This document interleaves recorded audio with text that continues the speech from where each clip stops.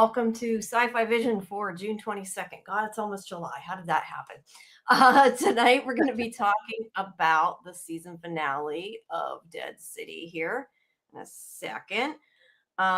If you are not a member, please make sure that you join our Discord, and I'm putting the link in the chat because we do have watch parties each week before the different live streams that we do to help you out if you haven't seen them, so you can get caught up. And it also has all of our schedule as well at SciFi Vision. We have, of course, Dead City. Well, now Dead City's ending, so I don't know. It'll be something else later. But Dead City on Sundays.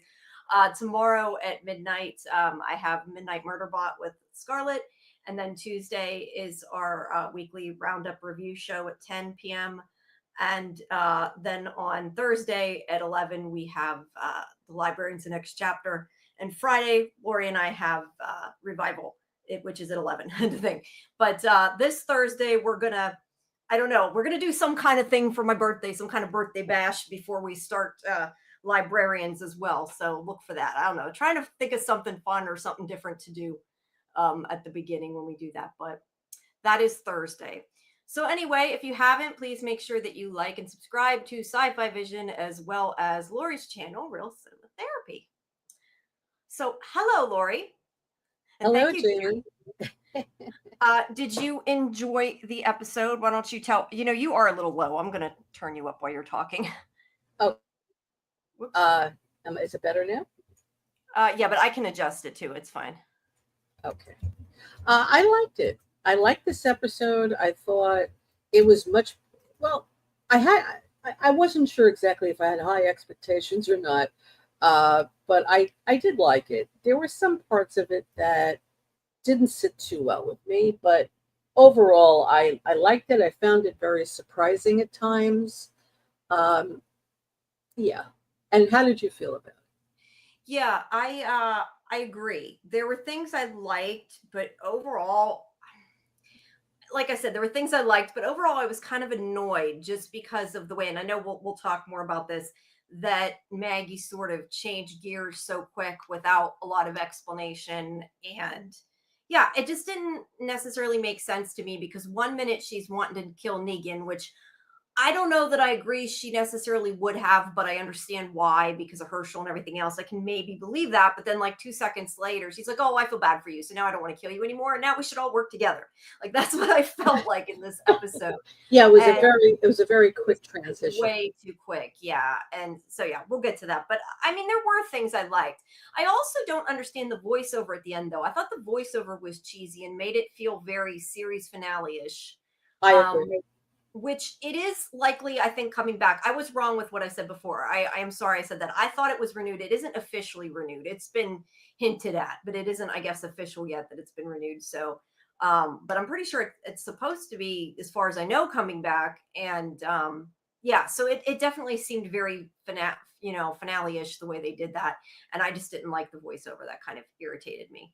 Yeah, I agree with you. I didn't like the voiceover. I think they could have had a much more impactful ending, but I think they genuinely were not sure it was going to be renewed. I think that's why they left it that way. Well, yeah, they film it so far in advance too. It's hard to tell. And now I know they're in pre-production, even though it hasn't been officially renewed, but they're starting pre-production, so they know. Yeah, I had thought that they had already announced it. I know they're sort of been doing stuff, but excuse me. And for anybody who didn't see the announcement, I did put it up at scifivision.com, but a press release went out that, and I guess they said it during the episode too, that Daryl Dixon starts on the 7th of, I think it is, of September. Yes. And there's a teaser trailer out as well that's up at the site if people want to check that out. So yeah, but for now we will do Dead City, and I guess, I don't know, maybe we'll want to do, Daryl. Hey, Muncher. Hello. Hey, Muncher, yeah, everybody. So how do you like my? I always try to think. I like it. Okay, because I was going to say, I'm like, hey, by the way, I decided on this. I was messing around and I just wanted to do something, but you can see I'm understanding the animations now because my ravens are moving around. So I'm doing something right. Yeah, I worked hard on that. Oh, I So love that. The raven's head is moving. Yes. yeah, it's pretty cool. It took me a while to do, but I finally figured out how to knock out the background. I was having issues. I kept having boxes around it, and it took forever, but I figured it Oh, out. that's cool. So That's cool. that's all good. So yeah, And I like the Dead City we'll Divas. I like more that. animations. Yeah, thanks. If I'd had time, I would have tried to animate it, but I didn't have that much time. So, but yeah. That's So, good. all right, well, let's get started. I feel like I have a lot to say about this one, and I think it's because it's a finale, probably. Yes, I'm talking about the new background. Well, parts of it are new. Part of it I had fixed last week, but yes, I put my Raven and my TV up there for my logo and made it And the blink. eye is blinking. Yeah. Yeah, I'm glad you think it's creepy. It's kind of supposed to be. That works. But I was thinking when we do From, I gotta have like a bunch of crows like all over the place too. Yeah. So I'll have to have a goat somewhere For too. From, you definitely have to have a bunch of crows. Definitely. Yeah, so we'll have to mention that. Oh, also Sunday, I did forget to mention, since it is Sunday now, I'll say this. Starting on the 13th, I've already said this a few times before, but starting on the 13th, we're going to be having a watch party at 9 o'clock when the Institute drops on our Discord, and then we'll be talking about it on our live stream that night, which will likely be, I'm guessing, probably around 11 or so. And then also there'll be a review show that we're having at SciFi Vision, which will be later in the week. All right, so this episode starts out with Maggie tied up, and she's trying to get out as the Dama comes over. But I wanted to ask you, Herschel, and I don't think it's quite yet in the scene, but I'll ask you anyway. He's like, I didn't know that she'd hit you like that. That was such bullshit, didn't you think? That was the biggest question to you. No, I don't think so. I think he means it. I don't think he thought Donna was going to hit him. I mean, hit her. Let me rephrase it. I don't know that he expected her to hit him, but I don't think he would. If she had said to him, "I'm going to hit her," I don't think he would have said, "No, don't do that." I guess is the way I'm looking at it. Like, I don't think he was really sorry she did it. I felt like, I don't know. I think he was a little sorry about it. I don't think he wants his mom, to be hurt. I just think he wants her to listen to the Dama. I just think he's not. Yeah, I think he's willing to do things to get what he wants, I feel like. And after watching this behind the scenes thing, I don't think that they're intending to him to seem as sociopathic as he does to me. But yeah, I think what they're trying to do is they're portraying him as this kid who's very upset about losing his dad before he was born, his mom's fixation with his dad's killer, and how she has ignored him, and how it has manifested and made him having some mental health issues. And then he meets the Dama, who is like a grandmother to him or a surrogate mother to him. And she's very understanding. And, oh, I'm so sorry, your mom is ignoring you. And she's egging him on and making him feel that he's right and that she's going to help him fix Maggie. So when she captures Maggie, he's like, okay, now everything is going to be fine as long as we do what we have to do, and she'll be out of our lives. So he wants the Dama to fix Maggie. That's what he wants. Oh yeah, I definitely do think that, and I think he thinks she can. I mean, I've kind of said all season, I don't think that she caused him to be the way he is. I think that he already was halfway there. Right. But after watching the behind the scenes thing, I got the opinion that that's not what the writers intend, but that's definitely the way it's been coming across to me. And I know we've talked about that other weeks. After watching that, I was kind of like, okay, so you're supposed to feel sympathetic for him. That I have a problem with, because I really don't feel sympathetic for him. I mean, a little bit. Look, I understand the kid's upset that he wants his mother and everything and wants her to pay attention to him. And I get that. He's a teenager. But once he tried to poison a bunch of people and kill them all, it was too much for me personally. No, he definitely has psychotic tendencies. He has a lot of problems.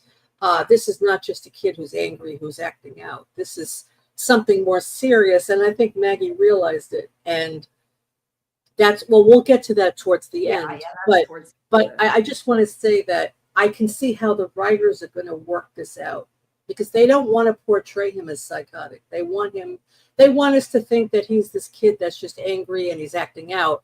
But we know there's something more to it than that, because the writing is just not accurate. Right. When you're portraying a disturbed character like this, you have to make it accurate. In real life, he would have a psychotic diagnosis. But anyway, what I'm trying to say is, I think that Maggie is going to somehow, maybe with Negan, perhaps, somehow get Herschel to see that the Dama is evil, and she was feeding him all this information, which wasn't true, because Negan is a nice guy now, Negan cares. So I think they're going to go with that angle, that the kid was brainwashed. And which is bad writing. I get it, but I just don't. I think that if that was what they were trying to do, they didn't do a very good job of it. I agree. And I think all it really would have taken for me to, because look, we know that this show isn't the best written show, and we sometimes complain about it. Yes. Maybe not as much as me. Yes. I feel like if they had just had a scene showing that she actually tortured him, and that was what brainwashed him, or just showed not even necessarily physical torture, but doing something that made me feel like it was all because of her, that she broke him. I do not feel like she broke him. I feel like he was already broken when he got there. So, yeah. I agree. And we'll see now with Maggie what happens. And that's exactly what you just said. The Dama is very good at reading people. She is. She sees their weaknesses and she plays on it. Because Maggie is messed up as well, and she's playing on it.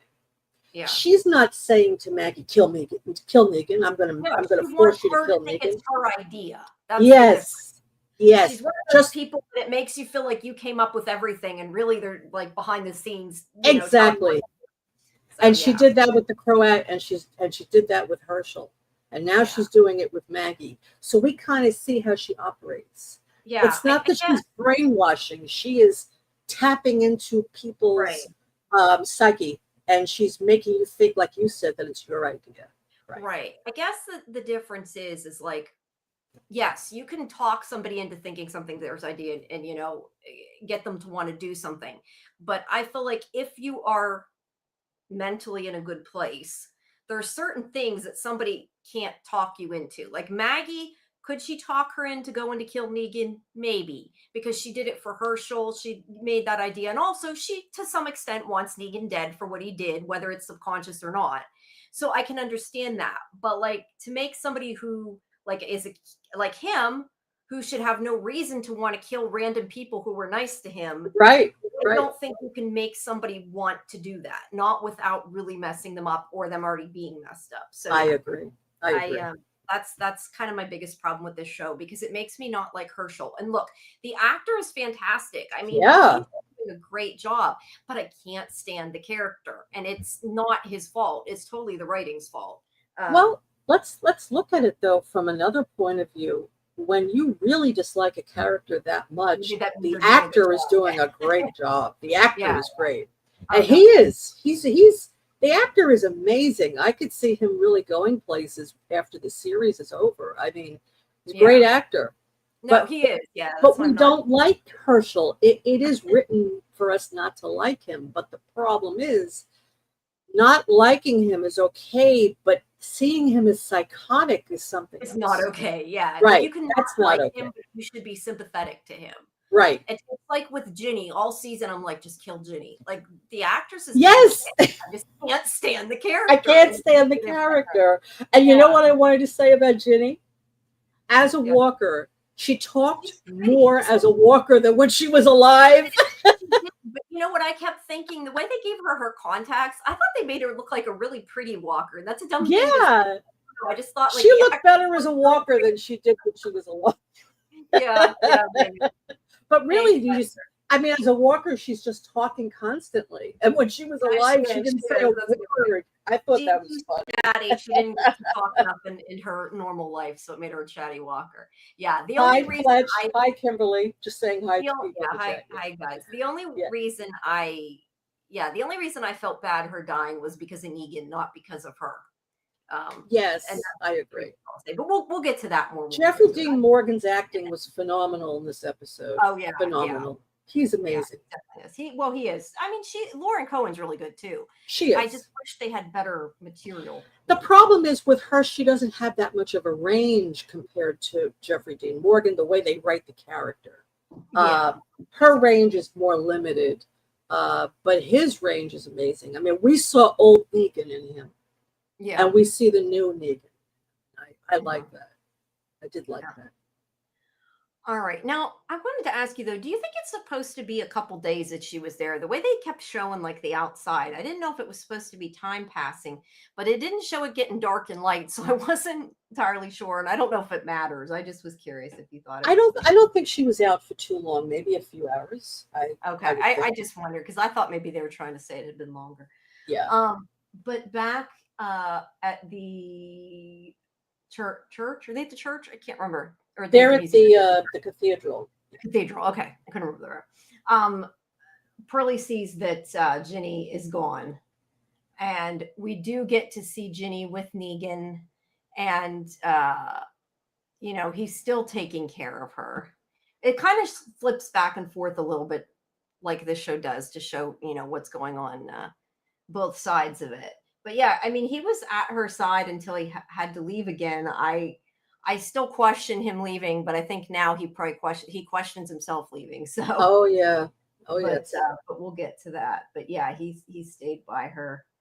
And then we have Bruegel. Now, upset about Bruegel. Oh yes, I'm very upset about Bruegel. But but they show him, them throwing all these swords into a pile, and I was like, why are they throwing all these weapons? Like, there's stuff from the museum that he cares about. I thought that they were gonna like light it on a fire or something. I couldn't figure out what the heck they were doing at first. Yeah. I thought it was like gonna be a pyre.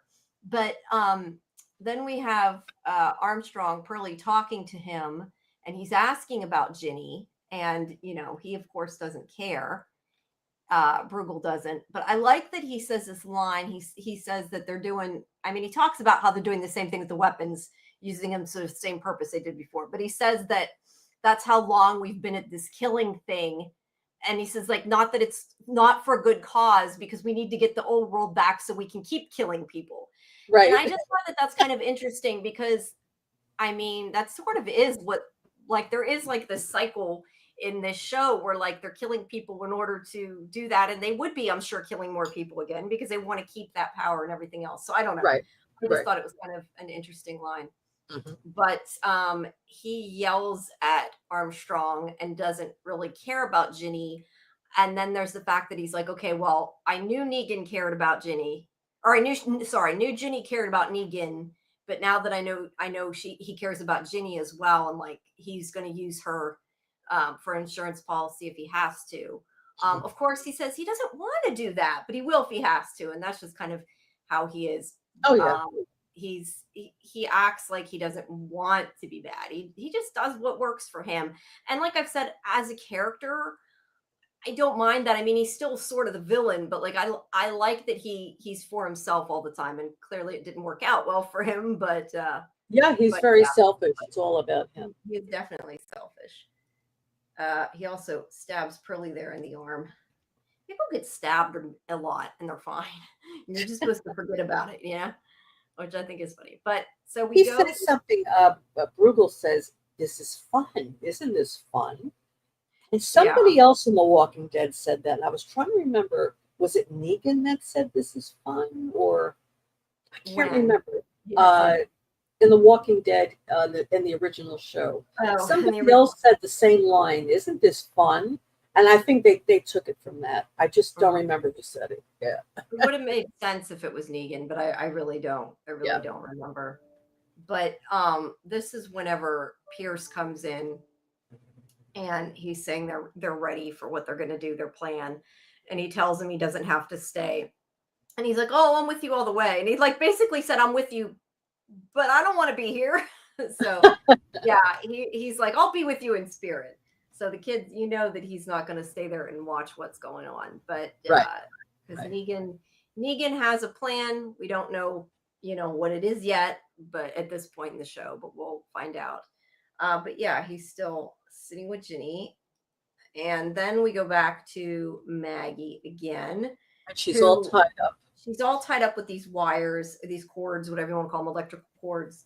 And I think that we all thought she'd try to get away. You know, she's going to do anything to get away. And it's like, oh, a pair of keys. She's going to MacGyver them to somehow get away. But before she can, of course, the Dama sees her and yells at her. You know, I was trying at first to figure out the beginning of this, because she's like, you're hungry, aren't you? And I'm like thinking, okay, so she's trying to butter her up. Is she going to offer her food? And then she just sat there and ate the damn nuts. And I'm like, I feel like there was something there that I missed when she said that, or they took it out or something. Well, I think You know, they were. I think that she was breaking them for Maggie to eat, but she was eating them too. Yeah, I guess maybe she's gonna. I just thought about the fact she did the same thing for Herschel, but she actually shared them. Here, she's like, I'm just gonna eat them in front of you and make you feel more hungry. That's right. But yeah, thank you, Dieter. Yes, Dieter, thank you. So, yeah, so Maggie is trying to cut herself out with the key, and you know, the Dama is not as dumb as she looks. No, I'm kidding. She doesn't look dumb. Most of the people in this show are dumb and would have fell for it, but she did not. She was actually hurting herself because she can't see what she's doing. You can see. Right. Yeah. Oh, that was awful. I was noticing that. I'm thinking, I was distracted. I'm thinking, oh, she's going to have major infection there. She's got to take care of that. Wow. I was distracted by that. Yeah. No, I know, but she's got the key and she's like, give it to me. I think I do think it's funny though that she noticed, and she's like, she took the key, give me the damn thing back. And of course, Maggie's like, I didn't look. I mean, she didn't actually say it, but you know, she's about to say, I don't know what you're talking about.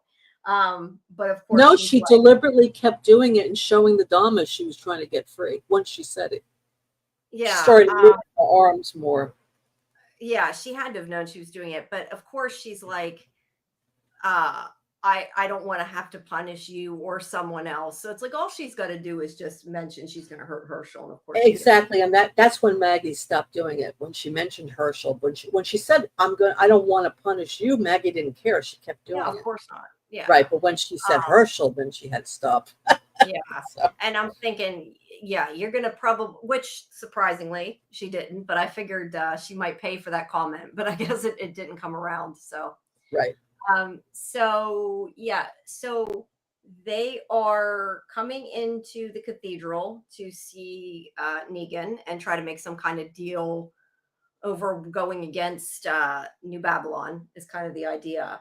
And they're throwing their weapons down as they go in. I just had a picture because Pearlie's like dressed up almost like the Walker was before. Like he's got all this armor on. I figured that would come into play and it really didn't. So I'm not sure. I mean, I guess they were kind of all dressed like that, but he just seemed overly, I don't know, armored up to me. But they come in and they are bringing this housewarming gift of a statue. Like Negan really wants a statue, you know. I think that Negan should have thought this is suspicious, but he didn't. It's a Trojan horse. Yes, it's definitely a Trojan horse. I was just sort of surprised that Negan didn't question it. But Negan, he's bringing it in for him and having him set it up. But meanwhile, Negan is like, wait, we have food for you. We made a big feast and he wants him to eat it. Now, obviously he thought it was poisoned or something. And I think all the audience thought the same thing. I definitely thought they had mixed in Walker meat. I mean, he had this conversation before with them, which is why you think that. And yes. I at first thought maybe he did, but I guess if he ate a little bit of it, he'd be okay, because it more seems to be like if you die from an infection type thing. We don't really know, but yeah, he eats a little bit of it to prove it's fine. And we find out that has nothing to do with what the plan was. Yeah, that was, I thought that scene was amazing, actually. Yeah, it was like a double bluff, whatever you call it, a double bluff. Yes. But Pearlie does notice that something's going on because he's like, something's off. And he tells Briggle, although part of me was like, why are you telling him? Just keep your mouth shut. Right. You want people gone. Like, why are you helping him? I mean, maybe he don't want all the people dead, I guess, but still, you would think he'd be helping Negan, which I have more about when we get to it later on. But that I'll comment about. But for right now, Negan's not getting it. Pearlie does see, And this kind of, I don't understand why they did this, because clearly there is gasoline on the seats or Right. something to that effect. And he even seen it. And later there's a fire, but the fire wasn't like, I don't know, to me, it wasn't really what was killing the people. So I'm not sure why that was that spectacular that even, excuse me, that they even did that. It seemed just kind of like a, I don't know, an extra special effect, I guess. But there's him showing the food. He's licking his fingers. It's so good, the food. Yeah, well, he had all that meat there. It's like a lot. Look at what kind of meat is that? What do you think that is? I was wondering, because I was thinking it was the bear, but that was the other group that had the bear. I don't know what the heck they killed to eat. Yeah, everybody in the chat, what do people think that is? I thought maybe, could it be fish, like an eel or something, or I don't know. It might look like it. Maybe they have a lot of rats. I don't know. I mean, it looks like big pieces of meat to me, like a cow or something that's like, I don't know. It's a lot of meat, whatever it is. So they had to have gotten a lot of whatever it is. I was thinking eel. Yeah, Kimberly said she was thinking it was eel too. I think it's eel. It looks like it could be. Because eel is very long and it is kind of meaty. So it could be eel. Yeah, because it's like if it's not an eel, it's like in strips. It was hard to tell, but yeah. It's gross. Whatever it is, it's gross looking. Yeah, they're running out of stuff to feed these people, but they make do. But the point is it wasn't the food, we find out, but they turn over the table and there's a whole bunch of walkers underneath there that are hidden. Yeah. And he just is kind of like standing there still eating the food, waiting for them to get killed, and just thinks it's funny. So this was his plan. And I guess this is sort of what he was saying last week, like, because some of what he said didn't make tons of sense to me last week, where he's like saying, I gave people mercy. And I guess the idea before that he was talking about not so much mercy like he saved his people, but mercy like he let other people join his group and would only kill one of each new group and would like take them in, I'm guessing is sort of what he meant. Right. And instead of like bashing one of these people over the head and taking the rest and helping them, he's like, nope, you're all dead. So that's the new plan. Mm-hmm. And there's the fire. But again, the fire seemed to be, to me, more in the background. It didn't really. Well, I think it was like a precaution. They have the walkers and they want to have fire as well. And it creates like a distraction if people need to get away or something, That's true. That's true. Now, I didn't like that they cut the scene. I didn't, they disrupted that scene that was so interesting and so, it was good. Why would you cut the scene right there to go to this? That was, I think that's awful. The show a lot of times flips back and forth too much. Yeah, but not during a scene like that, Jamie. Because that's exciting. People want to see that. Left it all in one scene. Yeah, no, I agree. But this is the whole scene with the Dama trying to work her magic on Maggie and saying that, oh, Herschel isn't from the old world. He wants to create this new world. And then she starts on, oh, I hope that Negan could be the one that could help us run it. And Herschel told me how good you are and how capable you are. And she's like, oops, sorry, door open. So she's, hold on, I got to get my dog. Hold on. So, hello, everybody. Oh, there's Kiki. There's Kiki, huh? You okay? So thanks. So she's telling, basically saying, oh, I thought Negan would take care of everybody. He can't. And it's not just that she's saying, oh, I want you now to help lead us. She's like, I want you to kill Negan. But like we said before, she kind of makes it like, tries to make it like Maggie wants to, because she says, I understand that, when Negan's up, you want to knock him down. When he's down, you want to, pick him up or whatever. And spam in the chat. Yes, I'm sorry. So I do, though, when she says like you're stuck in a loop and can't let it go or him go. She's not wrong with that. I mean, Maggie. Let me just interrupt you for a second. Why do you think she wants Negan dead? I mean, as far as she knew, Negan did everything to help with Bruegel, and she didn't know Negan killed the rat. So why she thinks Croat killed her rat. So why You're right. does She she does. dead? Bad writing would be my answer because I hadn't even thought of that, but you're right. She has no reason to be mad at Negan. Well, I think it's because she knows that New Babylon is coming. Maybe. And she's afraid that Negan's going to interfere with her plans. That's why she wants him out. You would think, though, maybe she would think she could call him back, but maybe the fact that he left her people maybe made her mad too. Like he isn't still there. Yes. But well, yes, he is though. He's still with her people. He's still with the other ones. He's just at the cathedral. So yeah, they should have explained that. I agree. But I think that is the reason I was thinking about it. She wants. Yeah. What does Kimberly say? Kimberly said, I kind of think she figured out that Negan was responsible for her death. I'm not sure. Well, he kind of was. I would say Negan led to her almost death. He didn't cause it. He killed the rat and caused the Croat to not want to save her is kind of the difference and made it so it happened. But it's not like he... No, I think she really thinks the Croat did it, though. I think she feels that Negan is going to interfere with her deal with New Babylon. I think that's what it is. Yeah, maybe. I thought at first she was going to say something like that she wanted Maggie to be like the mother of the group or something weird like that. I don't know why. The mother of what? Of the group. Like when she started to say, I thought like she more was saying she wanted her to kill Negan. I thought she was going to say sort of that she wanted her to like lead, like she made it like she wanted Negan to, which really she didn't. She just wanted him as the face behind it. But I don't know. I just thought like she was going to start telling Maggie like, oh, she could help her create this world. I think that she knows that Maggie won't fall for that. But she's like, I might be able to talk her into killing Negan. Well, what? Yeah, I think she first of all, she wanted Maggie to think that, she's like, I'm so glad we got to meet. She said, I've heard so many things about you and you're everything and more. So right away, she's buttering her up. And she said, you're the one that need to take over. And Maggie's like, what are you talking about?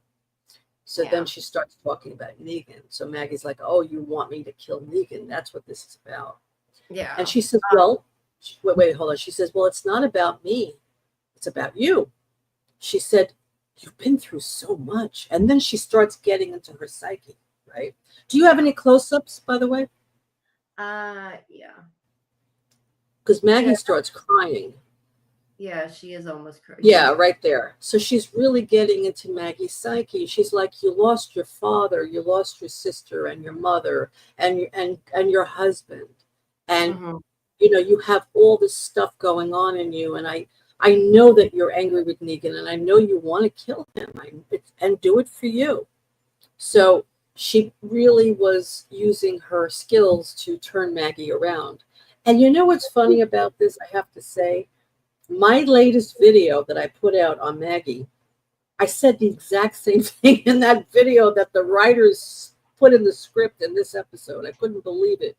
Everything she talks about, Herschel, the father, the mother, the sister, everything I said, I just think it's ironic. But they're going the same angle that I had said in my video about the trauma. Yeah. She's feeding into Maggie's trauma to get her to kill Negan. That she's just completely manipulating her. So, yeah. And at the beginning, Maggie totally isn't falling for it, but the more she does it, the more she does. Yeah, so she got all this information out of Herschel. Tell me about your mother. Tell me everything. And now she's using it against her, I guess.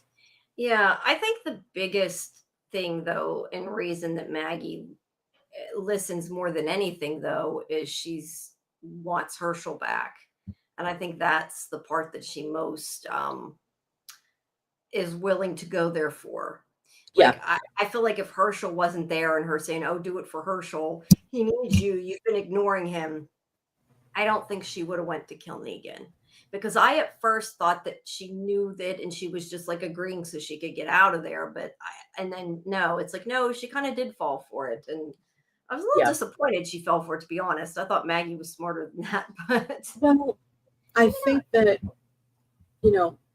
Maggie has been holding, hey, Doc, I think that Maggie has been holding in all of this trauma for years. And again, I spoke about this in my video. It's just ironic to me that they are following what I had said in my video, that this script is playing out that way. that she has repressed the trauma for so many years that because she had to survive. If she would have felt any emotion all those years, she would have died a long time ago. She wouldn't have been able to survive. But now the Dharma knew how to take it out of her, grab it out of her. So she was finally able to feel it. She's been pushing it away, these feelings, for so many years. It started with the Croat in the last episode. She started crumbling. So now she continues to crumble. That's what's happening. Maybe she's finally dealing with it, though. That's right. She is finally dealing with it. That's it. Yes. That's what's kind of sad in a way, though, because like Herschel, I do think, whether I think Herschel is partially psychotic or not, I do think that Herschel really wanted his mother and that that's a lot of what caused it. And it's just kind of sad that like he's given up on her being there for him. And I feel like maybe she's finally ready to be. I'm not saying that she's given up on Negan. She's clearly willing to work with him.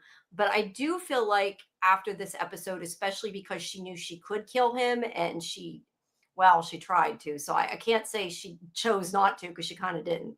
But I think that maybe going to that point that she might have forgiven him more, healed a bit, because she said before, like something about how she was afraid to, I think she said it to Ginny, how like she didn't want to go that far because she knew she could. And I feel like she went to that place and came back and survived it. So I feel like now maybe she's a little bit healed. I don't know. Well, in the end of the episode, yeah, I agree with what you said. And I think the end of the episode, they talk about that, how they have to deal with the past before they can go forward with the future. Right? That whole voiceover that they had going on at the end there, which is true. I mean, if you have a lot of trauma in your past, and Negan too, Negan had a lot of trauma in his past. Losing his wife Lucille, what happened with her. So I think that's what they're talking about here. In order to go forward, you have to heal the past. Yeah. So let me scan my thing here. And this will make more sense as the episode goes on. Yeah, definitely. But yeah, she's gotten her a bit. Meanwhile, Negan's smiling. He's so happy. He's quite proud of himself that that his plan worked, and everybody's dying. And then this is where Pearly, I couldn't think of his name, Armstrong. Whenever Bruegel is like, the statue, this is where you realize what they did, that they shoved all these swords and everything into the statue, and that was so they could take weapons in. Let me put up Kimberly's quote here. She said, right, Maggie had a lot of traumatic deaths, her father, sisters, and husband. She's been in the strong warrior mode for so long, and the Dhamma is good at seeing others' weaknesses. Yeah. I mean, to be fair, I think, and you sort of said this a minute ago, but you can't in apocalypse stop to deal with shit. You just can't. You'll die. Yeah. And Kimberly, you're right. She had to be strong for so long. She had to be a warrior. She also had to take care of her son too. I mean, as much as she hasn't maybe been paying attention to him the way that she maybe should be, she still buried a lot of that because of him. Yes. I mean, she couldn't show it. She didn't want to freak him out. I mean, she probably for a long time didn't even tell him, I'm sure, what Negan did. Because, I mean, you don't want to talk to your kid about, your father was brutally murdered in front of me. Like, that's not something you want to have to tell your kid. No. I'm sure that was not a good conversation. But I actually, I don't know. In a way, I almost kind of want to see that. Like, because we haven't seen their bonding through anything, because they've been so separate. But anyway, Negan's like, oh shit, maybe my plan might be not going quite the way I thought. And they rush and get their weapons, and then he brings out Lucille. Now, I wish they would have had more of this. I've been saying at the beginning of the season, what I did want to see was him, baseball bat bashing the walkers, and I really would have liked to have seen him just keep hitting them in the head. I think that would have been hilarious, and we only got to see I think one walker death that way. Right. But yeah. So then we get so Bruegel gets a flamethrower. Yeah. And also, there's like a guy, and I don't think I have a picture of him, but the one guy stands there as he burns on fire. Has nobody in this place ever heard of stop, drop, and roll? He gets caught on fire and he just stands there like an idiot and dies. I didn't get that. I thought that was really dumb. Like, get on the ground, do something. Don't just stand there and burn. Yeah, Because he just stood there. And I don't know if it was just supposed to be for effect or what, but it didn't work for me there. yeah. But yeah, he gets the flamethrower and which, well, I guess they'd have some things to power it. I was going to say with these. Well, well, that was the, he got it from somebody he knocked out. He took it off. Yeah, he did. He put it on. Yeah, but I meant what I was thinking was Negan's side. Yeah, Negan's side was the one that had the methane anyway, so it would make sense. Yes, they're the ones. This is the thing that confused me a bit as I was watching this. Okay, so Armstrong obviously helped Bruegel when he said don't eat the food, basically. And now he's still helping him and throwing him the weapons. But I thought at some point he'd switch and help Negan. And I thought right here, he was kind of looking around like he wasn't sure what to do. Did you feel like that? I was a little disappointed that he didn't jump sides, especially because Bruegel's doing nothing but threaten him anyway. But then again, he doesn't know how Negan feels about him. Yeah, I guess it was more he saved Negan than the other way around. So I guess I kind of, I don't know. I just, for whatever reason, thought that he was going to maybe help him a little more, and he didn't. Right. And I think that he should have, because... Yeah, because I think Negan saw that. He saw him as an enemy because he was working. Because that's why I was a little surprised after when Negan's like telling him, you kneel too. And I'm thinking, he saved your life. Yeah, but then he kind of betrayed you. So, yeah, I just was a little surprised because I feel like he knows that Maggie's sort of on Negan's side. So if he's really trying to protect Maggie, I would think he wouldn't try to kill Negan. But yeah, it's neither here nor there. I just was kind of, I think he wasn't sure either. He did look to me confused, like he didn't know what was the best idea. Well, don't forget, Bruegel was blackmailing him, that he would tell New Babylon all about him. So, yeah. But at this point, New Babylon's going to see that Negan's alive anyway. So it's... Yeah, and it's like, you have a chance to kill the person who's threatening you. Why not, like, let him die? Don't help him, at least. Yes, exactly. Exactly. So, yeah, it's a little... So anyway, we go back to Maggie because, again, we are switching back and forth. And this is when Herschel comes in and he's like, I didn't know she'd hit you in the head like that. I don't know. Look, like I said a little bit earlier, I don't think he wants his mother to hurt. I'm not saying like he wanted her to hit her. I'm just saying that I don't think he was at all surprised that she did. I think that he knew she was going to do something and he's like playing it off like, oh, I didn't know she hurt. I don't know. That was kind of how I felt. But I also said before that I do think that they don't want you to feel the way that I'm feeling. I don't think that's what the writers are intending, which, yeah, I'm just like, he's kind of too far gone for me.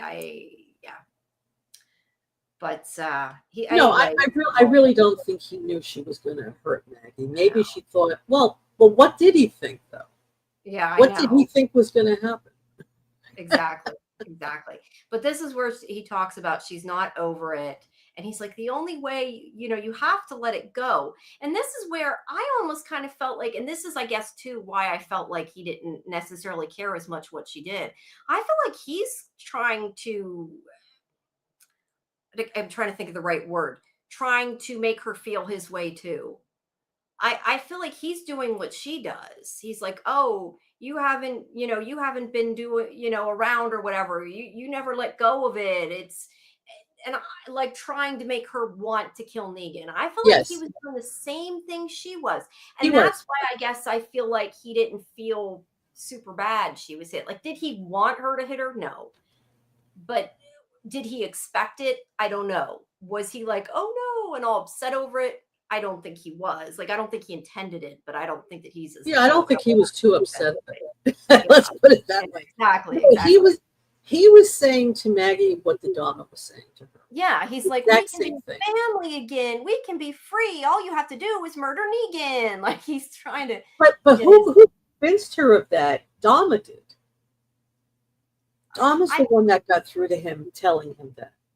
Yeah, she definitely convinced him and made him think it was his idea. But that's right. I think Maggie partially agreed because of Herschel, not just because of what the Dama said to her. I think because she knows Herschel's been angry about this since last season, blaming her for Negan, letting Negan live, thinking about Negan all the time. So she knows that. See, so Herschel had feelings about her obsessing about Negan, but as a kid, he couldn't put his feelings into words. So the Dama gave him the words. She said, "If Negan dies, everything will be okay. You know, your mother is ignoring you because of Negan." So and she's, I think that, whoops, what am I doing? Sorry, don't mind me. I'm like, because it's driving me nuts. I was going to move something around, but I don't think I can while I'm on here. I think he believes it. I mean, I do think he thinks everything will be fine. Yeah, if he does what she says. But she kind of put it into perspective for him. Because Herschel was very confused. He was a confused kid. He was angry. He didn't know what to think. So Dama kind of laid it out for him and made it easy for him to understand it. And then he could see it her way. That's what I think. In other words, the answer is kill Negan. That's the answer. When before that wasn't the answer. The answer was, can't you just ignore Negan and move on? But she can't. Yeah. Well, I don't think she's being a very good role model by doing it either, by killing the guy. But this is he's trying to convince her, and he's even got a tear running down his face. I mean, look at his eyes. I mean, he looks nuts. I mean, he looks like he does. He does. He looks like he's in a trance, actually. He does. And Maggie's like, I'll go kill him, and then I'll come back. Now, this is the thing that I think there he looks like he's got a sort of a smirk. I think, and I think he was like, it's working. I don't know. It's like not a big smirk, but it's a little smirk. Like he's not sad that she left to kill Negan. He's definitely wants her to go murder Negan. Yeah. Hey, Golden Child. Yeah, I don't know. I thought it looked like a psychotic little start of a smirk.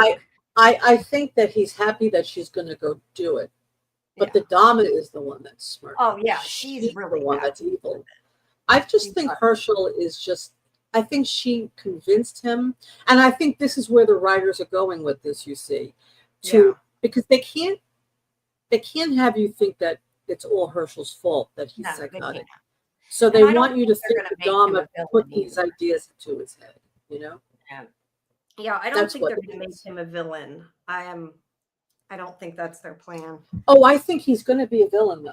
I do, but I think that they're going to, but I think they're going to redeem him because he's going to say, once Maggie kills the Dama, and next season somehow, whatever the story is going to be, I think that they're going to try and redeem him as, this poor kid was brainwashed by her, you know. Yeah, which I'm going to struggle with, but. Yeah, but the writing is just, you don't make him try and kill people for no reason. He was going to poison that water and kill everybody. What does that have to do with Negan? Negan wasn't even in the museum. I mean, what are you doing? Right. Yeah, it had nothing to do. It had to do with the Dama. Golden Child says, does Herschel see Negan as a man that saved his life or murdered a father that he never knew? You know, we tend to forget that Negan did save his life. You think that he would... Look, I don't expect him to feel something for Negan, but you think he would at least appreciate that he did save him. But then again, I guess he didn't feel like he was saved because he didn't feel like he needs saving. So maybe that's... Yeah, because he liked being with the Dama. Yeah, he didn't feel like he was kidnapped or whatever. I mean, we knew he was, but she was treating him, he thought, well. Yes. Yeah. She was giving him all this attention and validating his feelings. Oh, of course your mom neglected you. You poor thing. I'm here. I'm here to love you and take care of you. All of that. Yeah. Yeah. We missed you too. Yes, Golden Child, where have you been? I was going to say, a lot of these people I haven't seen much, but I appreciate everybody's here.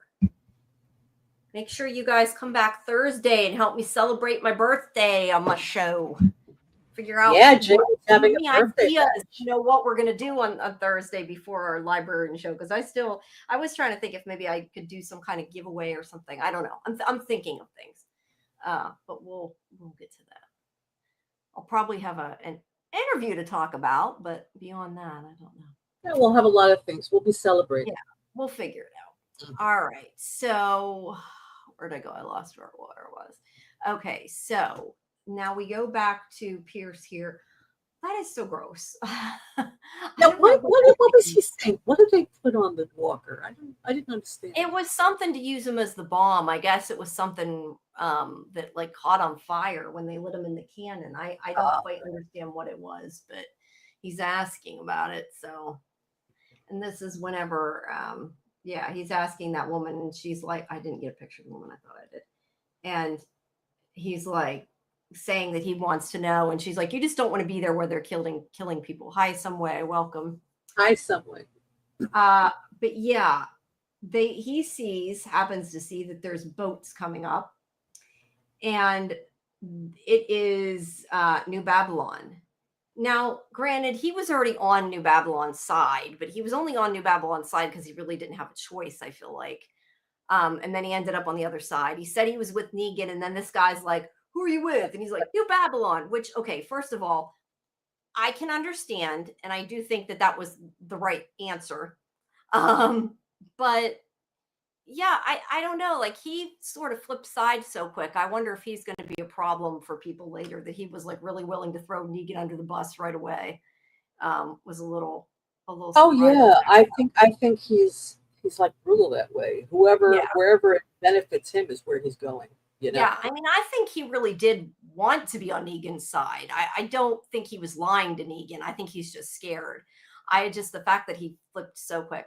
But again, yeah, I mean, if somebody was pointing a gun with me, I would have said the same thing. He also, I have here in my notes, when he was talking to that woman that guy just shot, he did say here, if history were a conflagration, then these cannons would be the embers. That's obviously the title. Yes. History of conflagration. That's where it came from. And I still can't say it. Conflagration. There we go. Butcher says two flip floppy for my preference. Yeah, that's kind of what I mean. Like, I was just surprised he threw him under the bus. But again, I mean, would you say, no, I'm with the other group, go ahead and shoot me in the head? I don't know that a lot of people honestly would. But he didn't try to run or anything. He automatically was like, yeah, I'll just jump to your side. Yeah. I sound like Doug. Oh, wait, you don't mean me. I guess she means in the chat. I thought she meant me. Like, I sound like Doug. I'm like, what? I missed something there. But yeah, either way, New Babylon has now crossed, or a new group of New Babylon has now crossed into New York. Yes. On the island, as they say on the island, right? Like, but we'll just say on the island. Finally, Maggie said it in this episode, the city. In the city. She finally said the city. I'm like, who knows? Maybe the writers are like, everybody's complaining it's not an island. It's not an island. If you're coming to New York City, it's a city. No, but I'm saying it's the fact that the writers call it an island is so stupid. I mean, from the beginning, I said an island. An island is the Bahamas, Bermuda. It's definitely not. I mean, this is New York City. It's a city. Why are you calling it an island? I mean, how stupid is that? I'm sorry. Yeah, it's not like it's this little unknown city. It's New York. I mean, they do say Manhattan Island a lot of times, but I don't even know that this is necessarily Manhattan. And Manhattan isn't really an island either, is it? I mean, I know they say that, but I don't. Well, it is technically an island, but when people talk about New York City, I mean, it's a New city. York City is definitely not an island. I mean, people come from all over the world to come to New York City. They don't come to New York Island. They come to New York City. It's just stupid. Yeah, it is. It is. So we go back and see everybody's dead. Like, there's lots of walkers, lots of humans. Everybody has been dead, has been killed in this battle. Both Negan's people and Bruegel's people, a lot of them have been killed. Actually, I don't know how many Negan's people have been killed as well. I'm wondering now if pretty much everybody was killed except for Bruegel and Negan and a few people. I don't know. Yeah, I think most of them were killed. Yeah. So Bruegel is sneaking around, trying to make his way, away from Negan, and that's where he sees Negan. No, he finds Ginny. Yeah, no, I know, but that picture I think wasn't Ginny. But anyway, he does see Ginny, and he's like, "Hey, little girl, don't be scared." Like, he clearly didn't know she was a walker, but geez, like, how can you be more creepy? And like, she's gonna fall for that. Oh yes, you're my best friend. I trust you. Like, that was kind of dumb. Yeah. Okay, wait. some way says, forgive me, but where does Dead City fit in with Fear the Walking Dead, which I've also never watched? Fear the Walking Dead is, in a different location, a different time period after The Walking Dead. However, location doesn't necessarily matter because these people can cross the country in a couple days or fly all the way to another country and, find the person they're looking for. So that doesn't necessarily matter. But yeah, it's a completely separate. I mean, they're all sort of separate, stories. The difference is this one was more so a spin-off of the original series, whereas Fear the Walking Dead, it was sort of its own cast from the beginning, right? Unless I'm misremembering. It wasn't really. Fear the Walking Dead was a spin-off, but it was more so a spin. Not that there weren't characters from the original show in Fear the Walking Dead, like Morgan and stuff. But not until later, though. Not until later. It started off, as its own thing, where this, of course, started with Maggie. And, in other words, the main characters on this show, Dead City, Maggie and Negan, come from the original show, The Walking Dead. They are related to The Walking Dead, not Fear the Walking Dead. Yes. Yeah, exactly. And this show's better than Fear the Walking Dead. Or at least than Fear the Walking Dead became. Look, some of Fear the Walking Dead was good, but it kind of went off the rails. The fact that just a nuclear explosion and people aren't affected by it, and they can be like right across the street from the nuclear, explosion and be fine. I have many problems with that show. Yes. But that's Fear the Walking Dead had a lot of problems. This is the different. But yes, we need Morgan and Rick to catch up. Then Rick and Daryl. I 100% agree with you, Jasmine. Absolutely. Oh, your assumption of the show's name was wrong. What did you mean? The abbreviation? What it stood for? Maybe you mean Fear the Walking Dead's been over for a while, but that's. Oh, you meant The Walking Dead some way? Is that what you meant? Maybe she meant The Walking Dead, and she put Fear the Walking Dead. Yeah, I'm not. Yeah. I don't know. Either way, Fear the Walking Dead's a spinoff from The Walking Dead. It's just mostly different characters. But it's not related to this show. Right. No, it's not related to this show other than the apocalypse is happening in both of them. Yeah. So anyway, he tries to tell Ginny, oh, I'll help you, but they kind of move away from that because we don't see what happens. But this is where Pearlie kind of knocks down his flamethrower. And this is where I was a little confused because I thought at first that he maybe had told Negan where he was. Like, I thought he was helping him and that's why he did that. So I didn't quite understand. I don't know. The way they filmed that, it was just a little odd to me. He didn't have his flamethrower on. Why? Why did he take it? No. Pearlie knocked it down. Like he pushed it down. That's why I thought he was helping Negan at that moment. And I'm like, he must have told Negan to come get him. Like he was, I don't know, for whatever reason, that was what I thought was going on. And I was totally wrong. But so this is where whenever Negan comes up, that Bruegel's like, oh, it's all Pearlie's fault. He did everything. He made me do this. Like he's one of those people, like, really? You expect him to believe that? Which is why I was kind of a little surprised that Negan was going to kill him as well. But I mean, he was kind of on Bruegel's side because he was threatening him. I'm not saying he wasn't, but I don't think Negan would have fell for that and only blamed him. That was kind of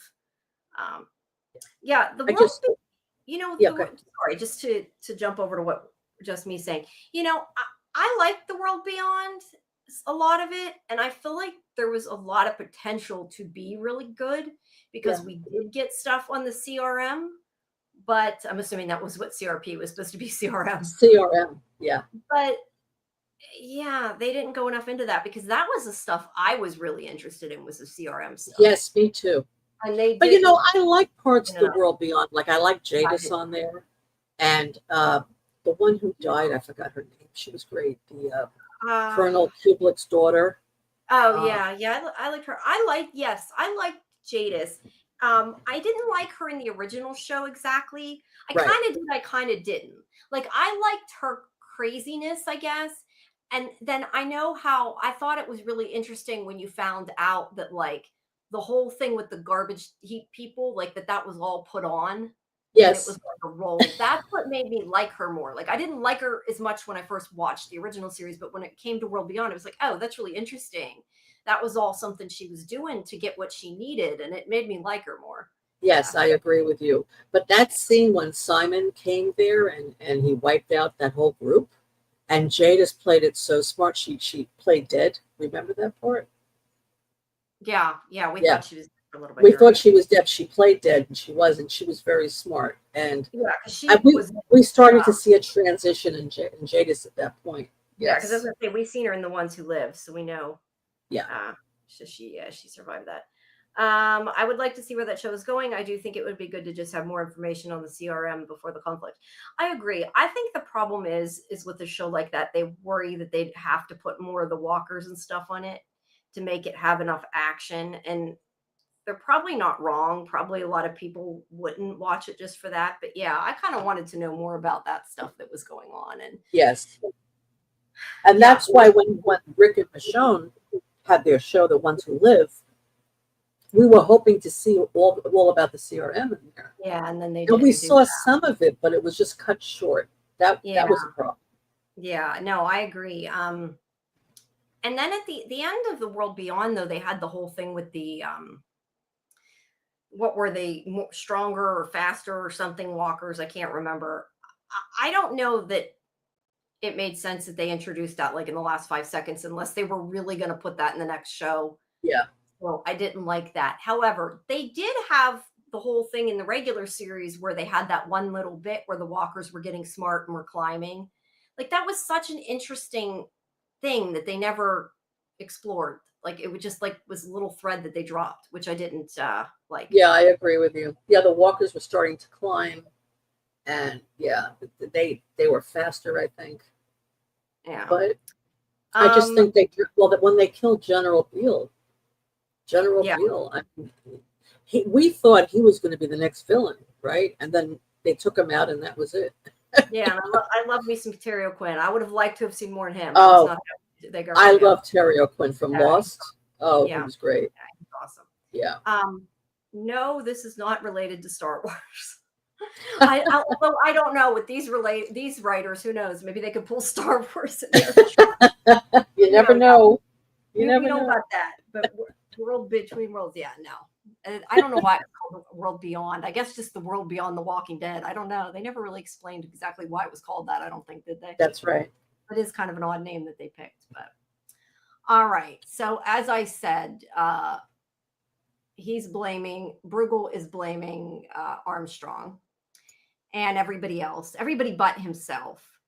And he's like saying, oh, Negan, we can help each other. We can work together. We can get the methane, all the shit he was saying before. He was just totally trying to get him to do like he'll say anything, Mm-hmm.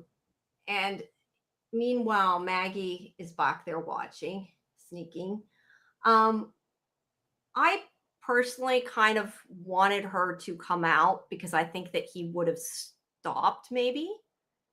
Like, I definitely think after he killed Bruegel, if she would have came out, he would have left Armstrong. Yeah, I agree with you. I think him seeing her would have been so jarring for him. It would have stopped. Yeah, because I feel like that's what Negan needed, like a kick. Like, dude, what the hell? Like, right. You killed the bad guy, now stop. This is not who you are. And I feel like that's what he needed. And I kind of wanted to see that. But do you think that maybe she was afraid at that moment that he would do it? Yes. I definitely, and I was gonna get to that point, especially once he did it. I definitely think she was triggered, and I think it's possible that maybe she hadn't, like, she was still thinking about, do I really want to kill him? I do think at the moment that she watched him bash his head in, I think at that moment it was like I could understand if something else took over and she couldn't, and she was in trauma. First of all, he did meeny, meeny, miny, mo again. Yes. And when he started doing that, you could see she closed her eyes and she was like shaking. Yeah, she's like, I can't deal with this. She went right back into that moment when Glenn was killed. Yeah. I mean, that's a huge trauma for her. It's PTSD, exactly. Yeah, a little. I think it's more than a little, Kelly. That's definitely PTSD. Major PTSD. And major. That's what I said. I think it totally triggered her in that moment, and I understand why. But, yeah, and then when he actually did use Lucille on Bruegel, that was it for her. She probably was paralyzed. She couldn't even move. She might have been. But before he started, she maybe could have come out. I don't know. But this is where he tells Bruegel to get on his knees, and then he's like, you too, Armstrong. That was kind of where I didn't like. I'm like, why are you doing it to him? But yeah, this is sort of the old Negan, and you're right. He's like eeny, meeny, miny, mo. I was really at this point was like, no, please don't do this. Please don't go to that point because I've been saying all season, you do this, I'm done. Now, granted, Now, let's back up for a second. Jamie, one second. Negan is thinking at this moment that both of these men wanted to hurt Jimmy. Betrayed him, yeah. So we have to give that context. So he went into his old self because he thought they were going to hurt Jimmy. He became old Negan. I don't know if he necessarily thought they were going to hurt Ginny. I think he knows they betrayed him. No, he thought they were going to hurt Ginny. What makes you say absolutely? Because Bruegel said it. He said it's not my idea; it was his idea. He's the one that wanted me to see her. Yeah. He didn't say see her. He said he's the one that wanted me to. I didn't hear him say see her. I thought he meant he's the one that wanted me to attack you. No. I missed. No. You're saying that he actually mentioned Ginny. See, I missed that. He didn't say her name, but it was about Ginny. He said it was. He blamed. Bruegel blamed Armstrong. He said it's his fault. He brought me here for her, or something like that. Okay, it was about Ginny. For her. That's what I missed, I guess. Hi, Genesis. How are you? No, I didn't hear that part. If I missed that line, that actually makes more sense. Yeah, no, it was about Ginny. That's why he did it. If it wasn't for Ginny, I don't think he would have done. Well, who knows? Yeah, because I definitely didn't feel that way. But if I missed a line, that would explain that. But regardless, I still at this point was like, please don't go there. Okay, wait. Can we have a moment of silence for the loss of Ginny? Not. Yes, I think most of us are glad that she's gone. Yeah, like I said, like the actress, do not like the character. Yes, that's right, Kelly. That's what he said. Trying to keep her safe and doing that, he wasn't there for her when she died. Yeah, and we'll get to that. Yes, I like that line because he's like saying I was keeping her safe. I thought I was keeping her safe. Like it's like what he did was not the right choice at any rate. But yeah, I was at this point like I don't want to see this because I really thought he was going to maybe go there and turn into that Negan. And yes, he does bash Bruegel over the head. Don't get me wrong. But before he does that, what does he do? What do you mean by what does he do? He does eeny, meeny, miny, mo, and it's like, I don't care it landed on you. I want to kill Bruegel, which I thought was funny. But that was funny. He's like, no, fuck this. I'm killing him. Yeah, that was great. Yes, I love the way he did that. He goes, fuck this. I want to kill him first. Yeah.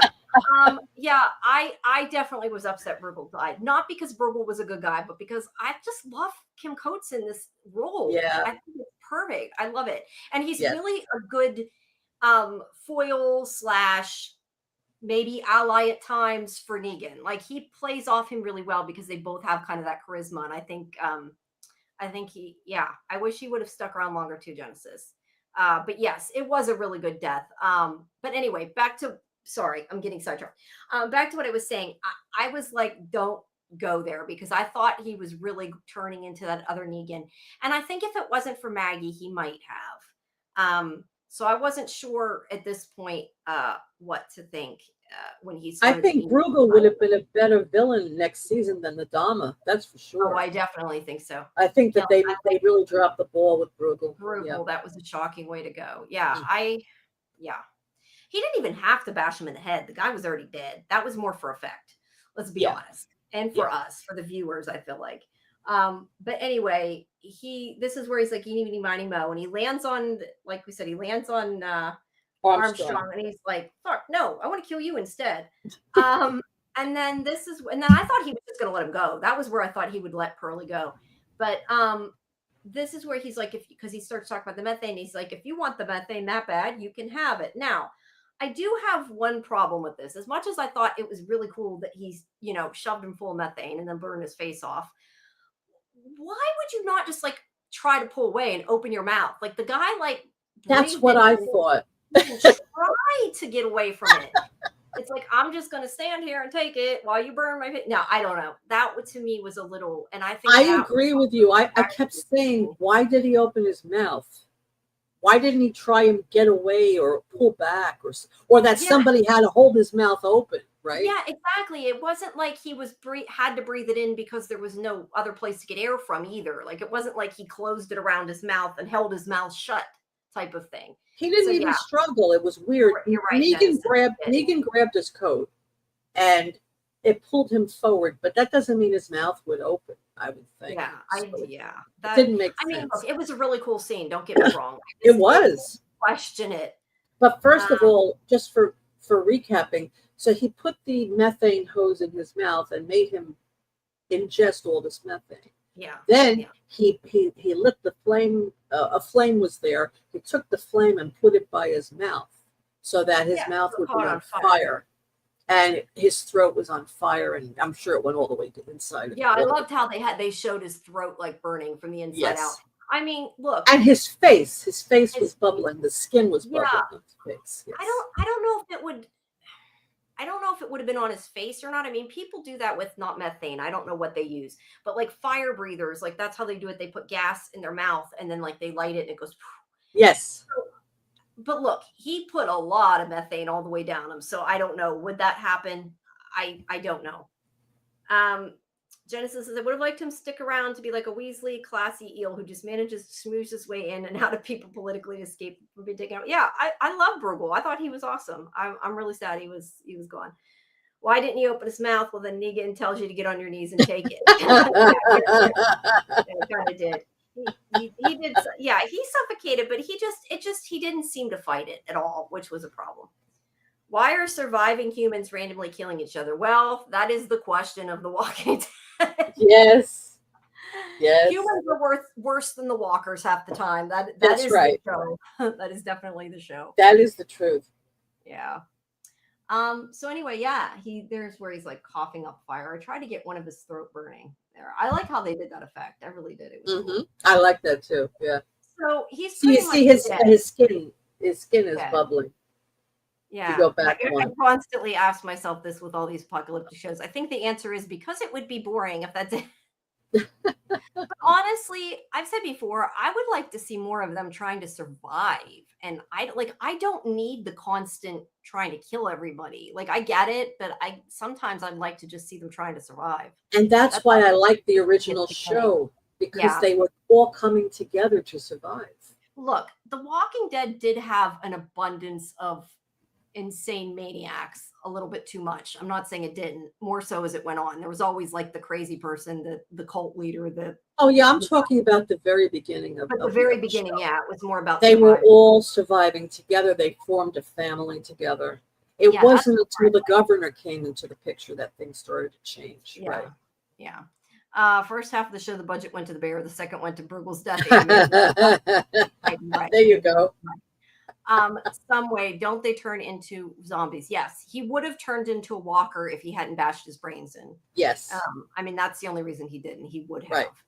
They didn't give it time. But yes, to answer your question. In fact, he probably was already starting to change because he had already died. I mean, at least he was at the point he looked like he was going to die if he hadn't died, but I think he might have died already.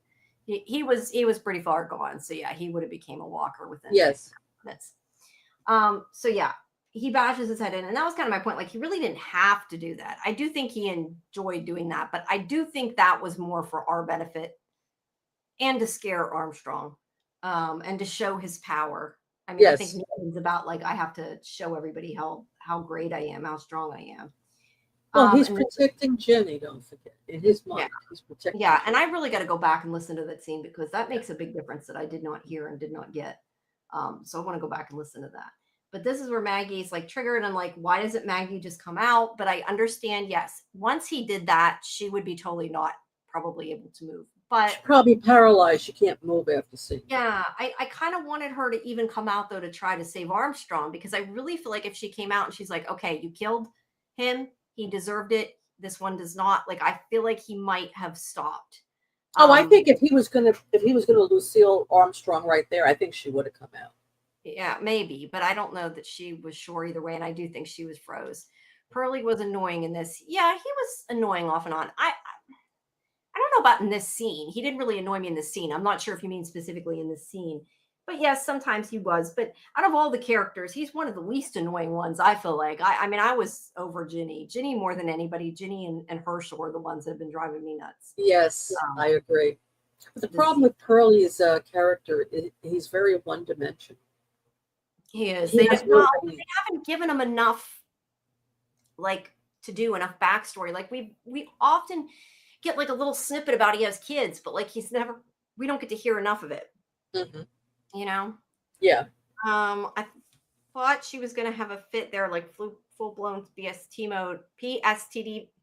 I can't say it, D mode, and give away her position because of it. Yeah. Yeah, she was hiding. She was terrified at that moment. Yeah, I could have seen it. And maybe she was really afraid he would have hurt her. I mean, it's very possible because she wasn't thinking rationally. She was actually triggered back to the moment when Glenn was killed. So that's where she was at that moment in her mind. Yeah. And that makes sense to me. And that's what I said.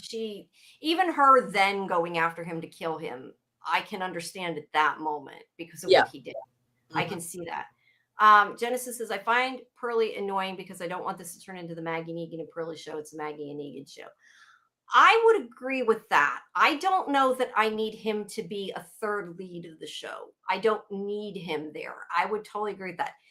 Do I dislike him? No.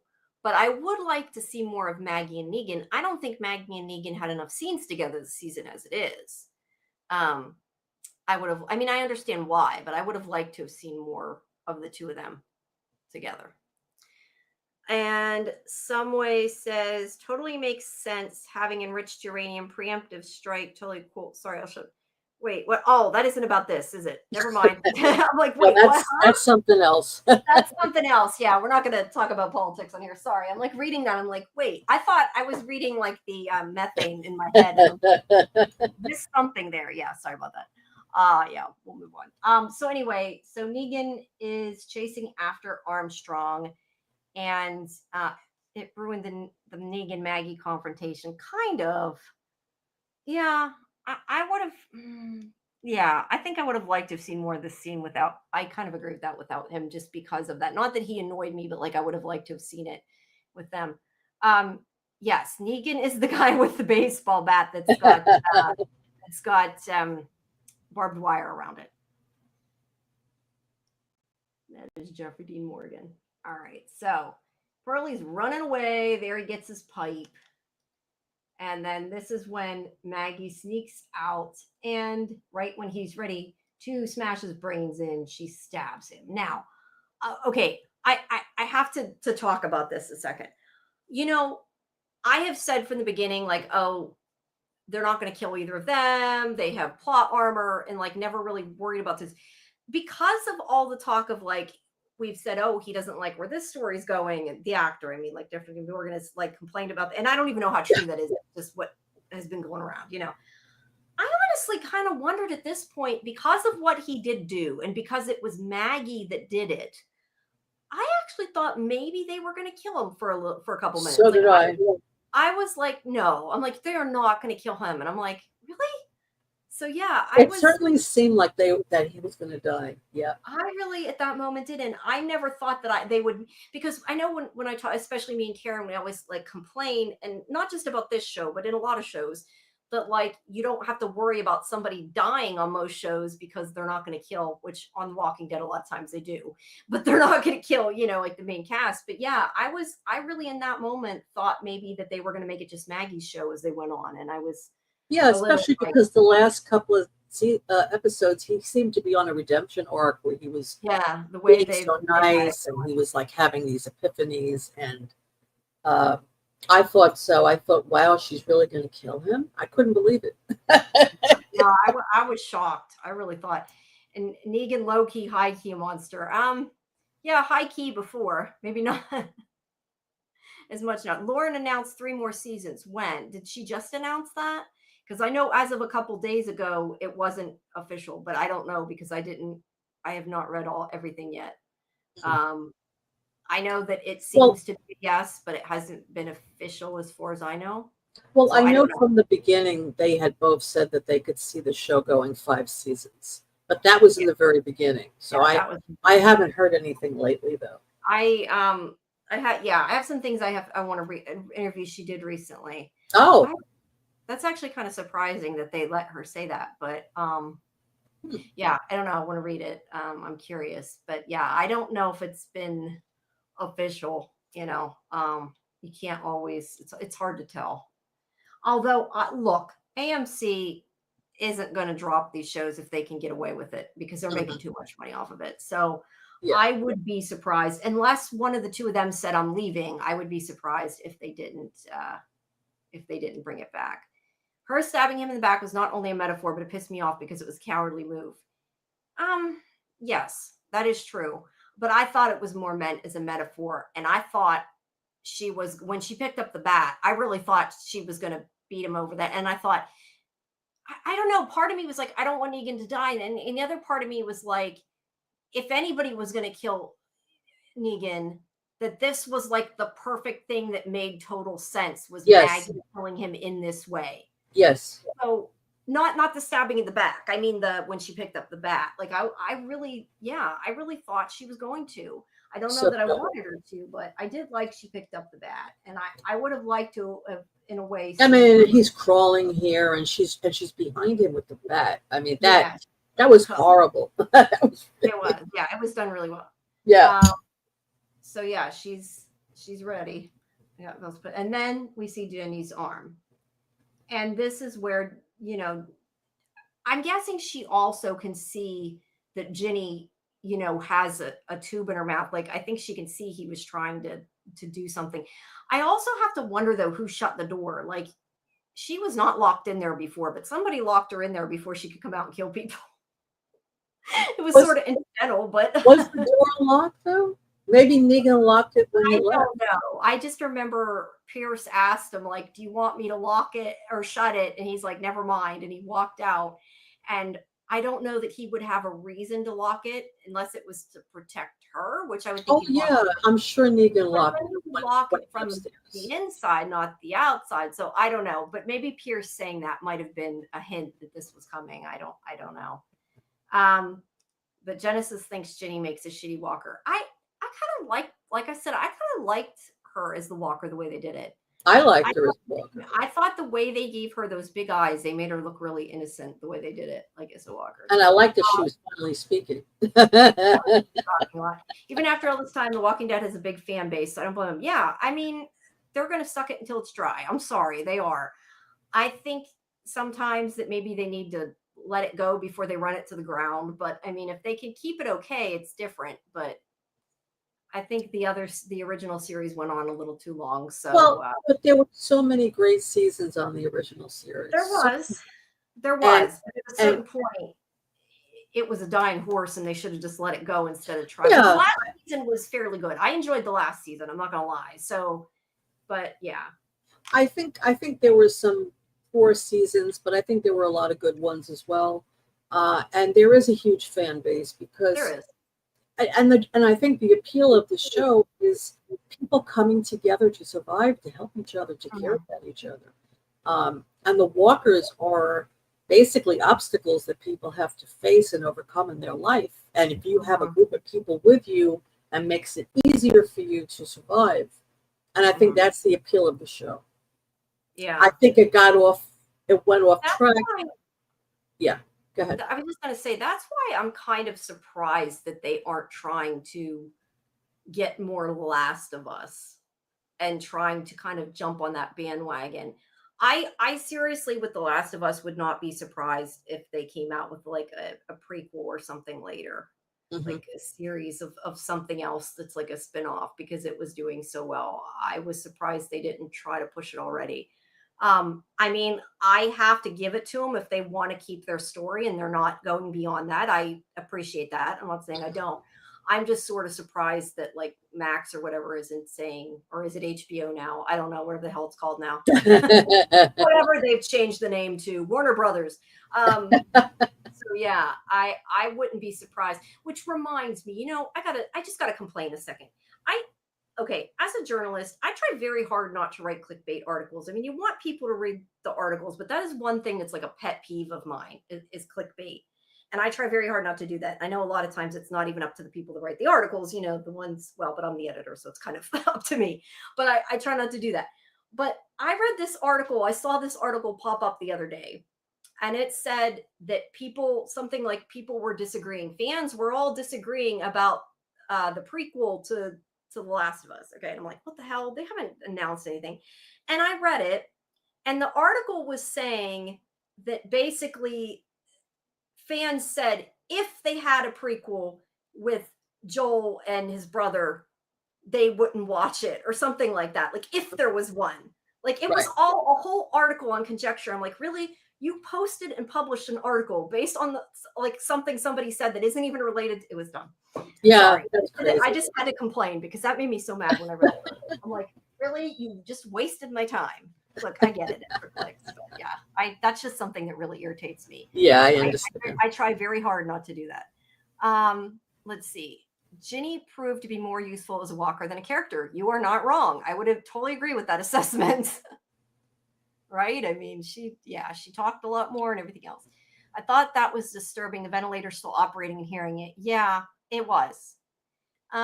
And I feel like it reminds me of something on the show, and I'm not sure what it is. I'm trying to. Was there another death they sort of did that? Yes, on the show? I was. What am I thinking of? Yes, there was another death where you could hear something before you saw it. Was it Sasha? I can't remember now. Maybe. I don't know. It also kind of makes me, for some reason, think of that little girl from the pilot, too. Just a little bit. I don't know why. I guess just because she's younger. I don't know. Maybe. But yeah, I feel like there was something else that it's kind of like. Oh, Lucille. Well, it was Lucille. No, before he opened the door to her bedroom, we heard her already making noises. Remember? Oh, yeah. And then he opened the door and he saw that she was a walker. Yeah. But the point is, in this scene, Negan sees Lucille. He goes, his trauma of seeing her now as a walker brings him back to the trauma of when he first found Lucille as a walker. Yeah.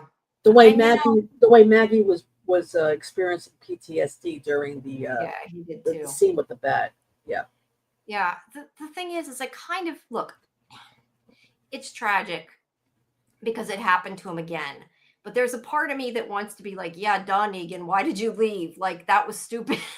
Because we're all yelling at him like, you're going to come back and she's going to be dead. And then he had to leave. Bruegel was going to kill everybody. He had to. He did at that point. But before he didn't, when he did, because we were saying that she was going to die. And then she didn't, and then she did. Right. So, yeah, I don't know. I just thought it was funny. Let's see. Genesis. Maggie and Negan were the only ones I cared about in season 11. Them and Pamela Milton, who didn't deserve her awesome community of ice cream and pro wrestling to be destroyed by the main cast. Yeah, there was a lot. Look, there was stuff I liked about the final season. There was, and like I said, I personally don't want them to have another season of that just because I don't want them to lose. And I explained this before. I explained it to you. I know, like in my opinion, if they brought the original cast back, they would have to do something to destroy the place in order to have something go wrong, because you can't have a show like this where everything goes right. So I want them to keep, what's the name of the community? I'm blanking. Yeah. I can't think. Anyway, I want that to like remain of like this kind of safe haven, because it made it like a good ending that the people had a place to go to, a place to strive to Commonwealth. Thank you. So I don't want to see that destroyed. I like that ending, but I would like to see them show up in other people's spinoffs. But that's personally why I do not want to see another season of. What about Hilltop? Hilltop is still there, isn't it? Yeah, I guess. I think it is. I don't know, but that's why I would not like to see another season of the regular show, just for that reason. I would like to see them show up in other shows. I would like to, more than anything, I want to see Rick and Michonne meet up with their kids, and he should yell at Daryl for leaving, but that's a whole nother issue. I still find that weird. Yeah, I want to see the reunion. But yeah. Do you know Daryl Dixon, they're planning on doing a few more seasons? Can you imagine? Don't know. Yes, I heard that. He's in Spain. He's going to be in Spain for 2 seasons. And then after Spain, he's going to go to a few other places. Oh, that's interesting. So No, it's like Ride with Norman Reedus as Daryl Dixon. I posted the press release, but I didn't actually get a chance to read the whole thing. I skimmed it. I'd like to see that. Negan, just me, says Negan is a monster. He's cute though, so hard to see him as a monster sometimes. I would agree. He's very charismatic. And yes, I'm always looking for editors, but unfortunately, it is all volunteer because I do not make money with the site. So yeah, sorry, but yeah, I mean, I'm always looking for volunteers if anybody's interested, but cannot pay people. That's the bad thing. But I do not make anything on it, unfortunately. Can you imagine if Ginny died before the finale? Negan's lucky she survived that long. I think we all thought she was going to die before when he came back from the medicine, which I actually think might have worked a little better. Do you agree? Yeah, I do. Because now he's being. You see, last time with Lucille, when he found her dead after being gone, he blamed himself and he became bad Negan.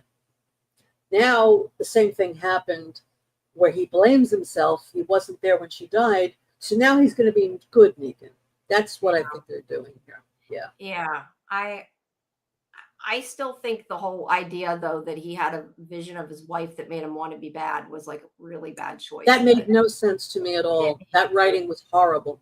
It was. And Cecile says, I'm tired of the main cast always turning any community they come across to shit. You're right. They always do. Also said Negan burnt Hilltop. See, I don't remember. I was trying to remember what happened to Hilltop. Was that Hilltop or Alexandria? I get the places mixed up. Was that Negan? No, I think that was the Whisperers, wasn't it? I think it was the Whisperers that. I don't remember. You probably remember more. I don't remember that. I don't remember who was involved with that. But they did attack Hilltop. I don't know if they completely ruined it though. Yeah, I don't. I know Negan attacked Alexandria. Yeah, I was gonna say Alexandria, I think, was destroyed, but I thought Hilltop was still standing. Maybe I'm wrong. Negan destroyed Alexandria. Or no, I think it was the Whisperers again. I'm getting confused. I don't know. I don't expect to remember, so I'm not even going to try.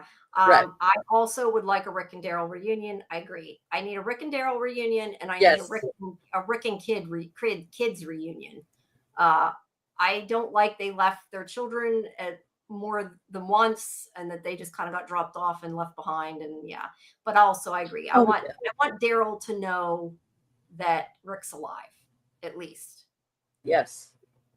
Just me says I like the Daryl one and the different types of walkers. Yes, I think I don't know. I think Daryl was I think the Ones Who Live was my favorite of the spinoffs. We gotta like rank them. I like Daryl Dixon. I didn't like this past season as much as the first season, but I liked it once Carol showed up, and I think I'll like next season better because they're both there. Mm-hmm. I said that before. To me, Carol and Daryl together, the relationship, whether it's, romantic or not, and just brother, sister, whatever, I still enjoy them being together. Right. I like that. So I think it'll be better now. But yeah, they had some different types of walkers. I don't mind they bring in different types of walkers. I'm just getting sick of the walker fights that they have in all of them. No, as far as Oceanside, I believe the Saviors took out Oceanside, right? Oh, have any of y'all seen a new zombie movie called The Girl with All the Gifts? No, I have not. I haven't even heard of that. Have you heard of that? No. Girl with All the Gifts. Let's look at that. No, I have not. I have not heard of that. Sorry, but I have to look it up. Let's see. I thought she was going to die, and that would have triggered him to go into Negan mode. I was afraid of that as well. I would have liked Maggie to stop herself from killing Negan on her own instead of plot device Mary Sue Ginny. Yeah, that's a good point. Yeah, and that's what we're going to get to talking about that discussion, because I want to talk about. Okay, Negan was part of the Whisper attack against Hilltop. It was part of his plan with Carol to take down Alpha. Yeah, that's right. Yeah, I don't remember. Yeah. And whatever happened to the climbing walkers? That's what I was saying earlier. Like, I like that they came. Now, look, they came up with it at the 11th hour. This idea of smarter walkers, although it had been introduced, I think, at the beginning of the season, and then they dropped it for like however many years, and then kind of pulled it back. I like that idea, but it never went anywhere. No, it never did. Which I wish it would, because that to me like raised the stakes. It's like some of the walkers were getting so easy to beat. I didn't mind that, but then they never went anywhere with it. Yeah. I mean, they had the thing in the end of World Beyond, but it lasted for like 2 seconds, so we didn't, you know. That's right. Do you guys have a favorite walker variant? I don't know. I hadn't really thought of it, to be honest. A favorite walker variant. I don't know. Do you have a favorite walker? I'm trying to think of the different variants. Like the only thing I'm thinking of like is souped up. I think the one on Daryl Dixon in France. Yeah, I like that one. The souped up walkers, but that's the only one. I'm trying to think of what other kind of walkers there. I kind of liked at the beginning when they had the radioactive walkers, but they've done it too many times and kind of screwed around with it. Just Me said, episode 4 of The Ones Who Live was the best ever, almost as good as Clear. The Ones Who Lived, then Daryl, then World Beyond, then Dead City, then Fear the Walking Dead. Episode 4, is that the one with Michonne and Rick? I don't remember which episodes are which. I don't know the show enough. But I remember Clear. Clear was one of the best episodes. That I love Clear. Clear was awesome. Clear was awesome. You know another one I like too? The one where Carol and Maggie were captured by the Saviors, and they were dealing with the women who were these women saviors. Remember, they had them locked up. Yeah, and Carol was pretending to be Carol when she. Right. Yeah, I did. I love that one. I thought that was brilliant. I don't know whether I'd put World Beyond or Dead City first. I feel like they're maybe kind of side by side, because some of World Beyond I didn't like as much. But yes, The Ones Who Live and Daryl were definitely my 2 favorites of them. Now it'll be more so because Carol's back, I think. Fear the Walking Dead would definitely be last. Because I started to get mad at that with all the stuff they did. Thought we were going to see climbing walkers in New York climbing the skyscrapers. That would have been insane. That would have been cool. Like King Kong. Yeah, that would have been cool. But I don't know that climbing that much would have made sense, but it would have been cool. But yeah, I really thought with the end of World Beyond, they were going to go back to the smart walkers, and they didn't, which was sad. Because I thought that's what they were going to do with Daryl Dixon. I love the variant at the end of Dead City season 1, the walkers that were stuck inside each other. That was like when they were all kind of melded together, wasn't it? Yes. Yes. Yeah, that was cool. When Carol took down Terminus, whoops, I clicked on the wrong one, was Kelly's favorite. I remember not liking the Terminus storyline. I think just because it freaked me out. I can't remember. Yeah, it freaked me out. I like Carol rescuing them. Carol's awesome. I mean, Carol and Daryl are always going to be probably my favorites. Of all of them, but I like the one with Genesis. I think that you're referring to the one that I spoke about. Oh, hi, Mike. Good evening. Hi, Mike. Welcome. I think Carol was always badass. The one with Carol, Maggie, and those female saviors, and they had them locked up. And then Carol saw that savior was like a mirror of her, and Maggie had a mirror of the other one. It was great. I loved it. Yeah, I remember liking it. I don't remember a lot of details, but I do remember liking it. I really liked the redhead in that episode. I would have liked to stick her around. Actually, yes, certain kind of. I thought she was great. Times, I guess. Oh, in that episode, I don't remember what they looked like, but I do remember that line. Yeah, you got to be a certain kind of stupid to have a baby. That's right. I remember you said that. I almost kind of wonder, like, if somebody's better off. I hate to say that, but like having the baby, it puts everybody in danger. It's not. Yes, I would agree with that. Plus, then sometimes they end up like Herschel, and you just want him dead anyway. See, now, exactly. I'm just teasing. I don't like Herschel's character. There was another show called Tales of the Walking Dead. Yes. Now that show also was very mixed reviews on that. Yeah, that was an anthology series. Now, if they had the actual characters showing us their stories before, it could have been really good. It would have been great. I mean, they could have had Abraham. The episode was cool. I liked seeing Alpha's backstory. Alpha's backstory was cool. Yes, they should have done more like that. I agree. They could have done. They could have done Abraham. They could have done that redhead in that savior, that woman. I would have loved to have seen her backstory. She was such a fascinating character. Yeah, just me like Tales of the Walking Dead. I don't think I ever even ended up watching them all, to be honest. I watched some of them, and then because I did them when they did interviews, and then I don't think I watched the rest of them. I remember that the ones I watched I liked. I just think that I think that they could have picked better people that we knew rather than like random people we'd never met. Genesis. Let's lobby for the redhead's backstory. We don't know the name. We don't know the character's name. I forgot her name. What was her name? No, I know. I don't know. I'd have to. No, I just can't remember her name. I she was great though. So, she was actually in The Sopranos. She's been in a lot of stuff. I can't remember her name. I don't know. The only redhead I can think of is Colby Minfie, which is from Fear the Walking Dead. That's the redhead that's sticking in my mind for some reason. Excuse me. So, sorry, back to this. So, Negan, this is where Negan is obviously really upset that Ginny died. This made me feel bad for Ginny. Like I said, I did not want Ginny to survive because she was annoying the shit out of me, but her name is Red. Yeah, that makes sense. I know you're kidding, but it made me feel bad for Ginny just because I felt so bad for Negan. It's kind of like he lost his kid a little bit, although she hated him and wanted him dead. But yes, there are a lot of spinoffs. There's the regular show. There's Fear the Walking Dead. There's World Beyond, The Ones Who Live, Dead City, Daryl Dixon, Tales of the Walking Dead. They're pulling everything they can to try to. Yeah, you've got it all covered. Yeah, like I did. But I lost my. But anyway, yeah, I felt bad for Ginny because I felt bad for him, and I think that he was really good in this scene. Yeah, I felt bad for him.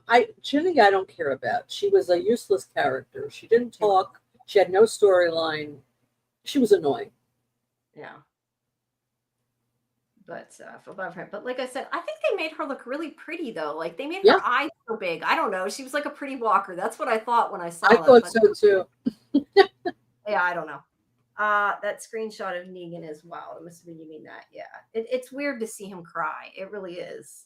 Like I get it, but it's kind of sad. And yeah, that affected Maggie, and she gave him the blade and let him kill her. Now, see, this is where, and yeah, I don't care about their kids either. Not usually. I don't think we need to see that necessarily in the story. It gets boring. But this was my problem with the episode. Like I said, I don't know whether I like the idea that Maggie was going to kill him or not. I didn't want him to die, that's for sure, because I like Jeffrey Dean Morgan. But I kind of could see it happening. And like I said, if he was going to get killed, Maggie would like that would be the way to do it. Maggie with the bat. It'd be awesome. Yeah. So I believed it was going to happen. And I understand that she did it because she thinks that it'll help Herschel more than anything. And I can maybe buy that. But the fact that she's like, oh, now you're sad about Ginny, so I'm not going to kill you.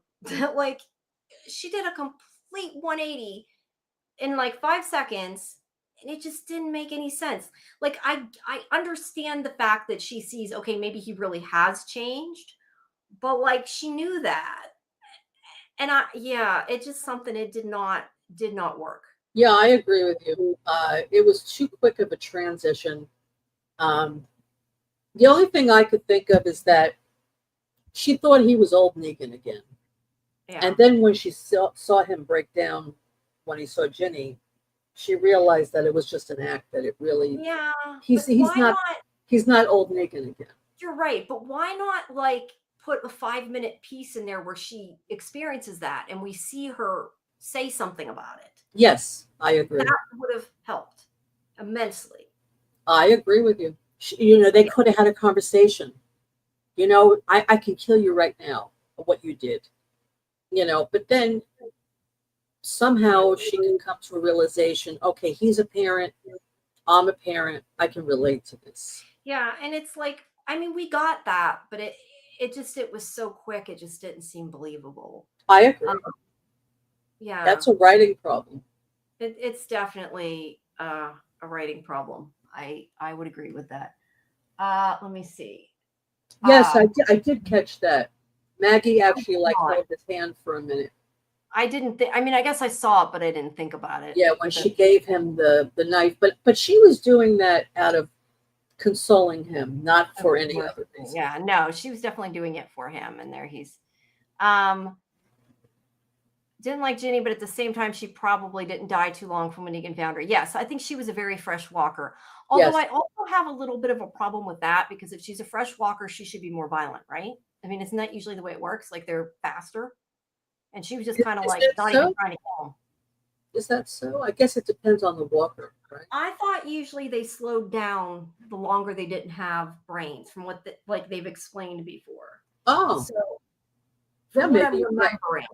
So I was like surprised she didn't even try to attack Negan. I feel like the only reason she didn't try to bite him was so we could see Negan be upset. Like, yeah, it didn't. It's like the kids that didn't bite Negan. It just didn't make a whole bunch of sense in that sense. Right. Way. Yeah, you're right. Maybe she had been dead for a bit. I don't know. Yeah. This is sounding generally meta. So 11 plus episodes of The Walking Dead and 3 spinoffs, and folks keep watching. Wait, now there's zombies in the new Star Wars. People will keep watching as long as they keep making them, and as long as they keep making money, they will keep watching them. I mean, they will keep making them. But who's actually watching it, Jamie? I think the fans of the original show are the ones who are watching it more than anybody else. It took away from having dialogue to share the moment together with Pearlie being there. Yeah, I think it might have been better seen without him. I would agree with that. I don't know that, like I said, I don't know that I necessarily mind him, but yes, it would have. Jenny's a new variant, the Mary Sue Walker. That's funny. I like that. That's hilarious. Oh, by the way, Kimberly, I just want to mention the webisode on the airplane. That was Fear the Walking Dead. That was amazing. Did you see that? Yes, I remember that. And that was great. Mentioning video games, I have like the Xbox game or something, and I like completely forgot about it until she just said that. Like, I never finished playing it. I bought it and never finished playing it, and I just thought about that. I'm like, I got a Walking Dead game. I forgot I got a Walking Dead game. Interesting. Maybe I'll have to go check it out. Yeah. First spin-off, some webisodes like The Talking Dead, one with the airplane, another character. Yeah, the airplane was for The Walking Dead. The thing is I don't know. I think it's lost a lot of its fan base, but I mean, I think it still has the original fan base from the original series. And I think it's always going to have that group of people. Like, they're going to stay fans. People who are big fans of something generally stick with it, But I mean, there also is the group of people like me a lot of times, although I have enjoyed this season. But I have admitted and said before, I do a lot of hate watching where I feel like I spend the whole time making fun of the writing, because it's been that bad at times. But I have enjoyed the newer spinoffs. Fear, it kind of went, but yeah, I did enjoy this season a lot more than I expected to. I didn't love the finale, and I've explained my reasoning why. Most of it's because Maggie like flip-flops so quick. Yeah. But it's not that you dislike it. It's just you're finding some fault with it. Yes, but sometimes it's hard to enjoy it because you're picking it apart too much. It sometimes happens. I'm not like I said, I enjoyed the season, but sometimes I've struggled to watch the other shows. Like I thought this finale, I liked the first half an hour, and then I didn't like it. After that, it changed. The story changed. Yeah, I didn't like the ending, but we'll get to that when we're gonna get that. I agree. Walkers in space. That would be cool. It is tragic. Negan avoided killing kid walkers this whole time, but had to take one out in Ginny. I hadn't thought about that. That is really tragic. Yeah, that is interesting. Yes. Yeah. Maybe that's why they did that in the hospital scene. They wanted to show us that he couldn't take out those kid walkers. But he had to do it for Jenny. Yes. I like that. That is great. I do too. Mm-hmm. All right. Now, so then they, and see, again, it's like, they're trying to kill him 1 second, and then the next second they're saving his life. But yes, that was my biggest problem with the episode, was really that it changed so quickly. Mm-hmm. And I know we were saying earlier, maybe if they had another episode, maybe that would have been if they had another episode or two, it would have been even better. Yeah, I do kind of like the idea, though, that she stabbed him in the back. Like, yes, it was a little the metaphor, baggy, but at the same time, like, he's been helping her, and she did turn on him instead of the other way around, which is surprising. Yes. Yeah, that's kind of Yes. but he had to take it out. Yeah, he takes the knife out. And who's going to try and hubby up with Maggie first? You're naked. Yeah, hopefully neither of them. Neither one of them. Neither one of them. Oh, they're Negan screaming. It was kind of interesting seeing him in pain, though. I mean, just because Negan's like always strong. And what he was saying about Lucille, he was saying, I couldn't save Jenny, and the way I couldn't save Lucille, he came to the realization. Yeah, oh yeah, that's where he had this line. This is where he said, I was so busy looking out for her. And then he's like, no, thinking I was looking out for her. And I think he finally in that moment, and that's why I like that line. Like, I think he realized, he's like, no, he thought he was doing the best thing. But he really wasn't, because it was the same thing with his wife too. It's like he thought he was protecting her, but instead he left her. And because he was so busy trying to do what he thought was right and being selfish, that he let them die alone. Right. And that, I think, is what the tragic part is. Like, he should have just stayed with his wife. And he should have stayed with his wife, but with Ginny, he didn't really have a choice then. Yeah, he did the first time when he went to get the medicine. I don't think that he necessarily should have went. Yes, then he should have stayed with her. But this one, yes, you're right. He couldn't just let him attack everybody. I agree with it there. But yeah, I like that he also came to that realization that it's kind of like, I did what I thought was right, but it was really just for me. Like, at least I think he understands that now. Yes. So yeah. Yes, I like that part. Yeah. So then and here Herschel's like this rotten. Ugh. Yeah, and see, this is my he has such hatred for her. Yeah, God. This is my other issue, where she comes and he's like, you promised me. I mean, to me, and I can even envision what Karen's gonna say to this when we talk about, because she's gonna be like, oh wow, you didn't kill Negan for me. Like, that is what he's doing. Like, he's so mad at her, and I know that's not what they're going for, but that is definitely what I see. Like, the kid is a spoiled brat who's, well, maybe not a spoiled brat, a brat who's pissed and thinks that he knows better. And yeah, and I was kind of surprised that Maggie's just like, I guess she finally realized, like, she can't, he's old enough, she can't make him go with her. She can't make him want to go with her. She kills the Dama, she's just going to pull him further away. Right. So she's just like, I will stay here. And I don't know if she thinks that then he'll realize she still loves him. I'm not sure any of that's going to work. Well, but she's letting him know that I am here for you no matter what. I'm not giving up on you. Yeah. I'm not giving up on you. Kind of what he needs. So, yeah. So, and she's doing that because Jenny died, because she sees Negan lost Jenny, because he left her. He didn't take care of the situation. She said, I got to go. So she's afraid that something would happen to Herschel. Yeah. She wants Herschel to know, I am here for you no matter what. But it's almost kind of like what I said a minute ago. I said that Negan was kind of selfish because he did it for him. And it's kind of like, maybe she's realizing, all I've been doing is trying to make him do what I want, and it's not going to work. Like, that's right. I need to let him go. And I hope that he doesn't become a psycho serial killer, but we'll see. Did you guys notice that Herschel was manipulating Maggie when he spoke to her before she set up for Negan? Yes, that's where I said I definitely feel that he was manipulating her just as much as Dama was. If anything, I actually think he was manipulating her more than the Dama was, because he knows she'll listen to him because he's her kid. Yes, right. Totally. And I still think that was a little bit of a smirk earlier. Maybe not a full-blown smirk, but it was there a little bit. We can all finally be a family. Yeah, he's like, oh, we're all, and yeah, it was total bullshit. I'm sorry.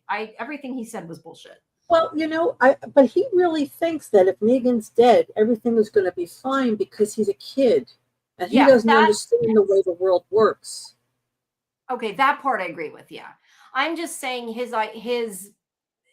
This is for me. Like, I don't know. I know what you're saying. He was manipulating her. He was manipulating her.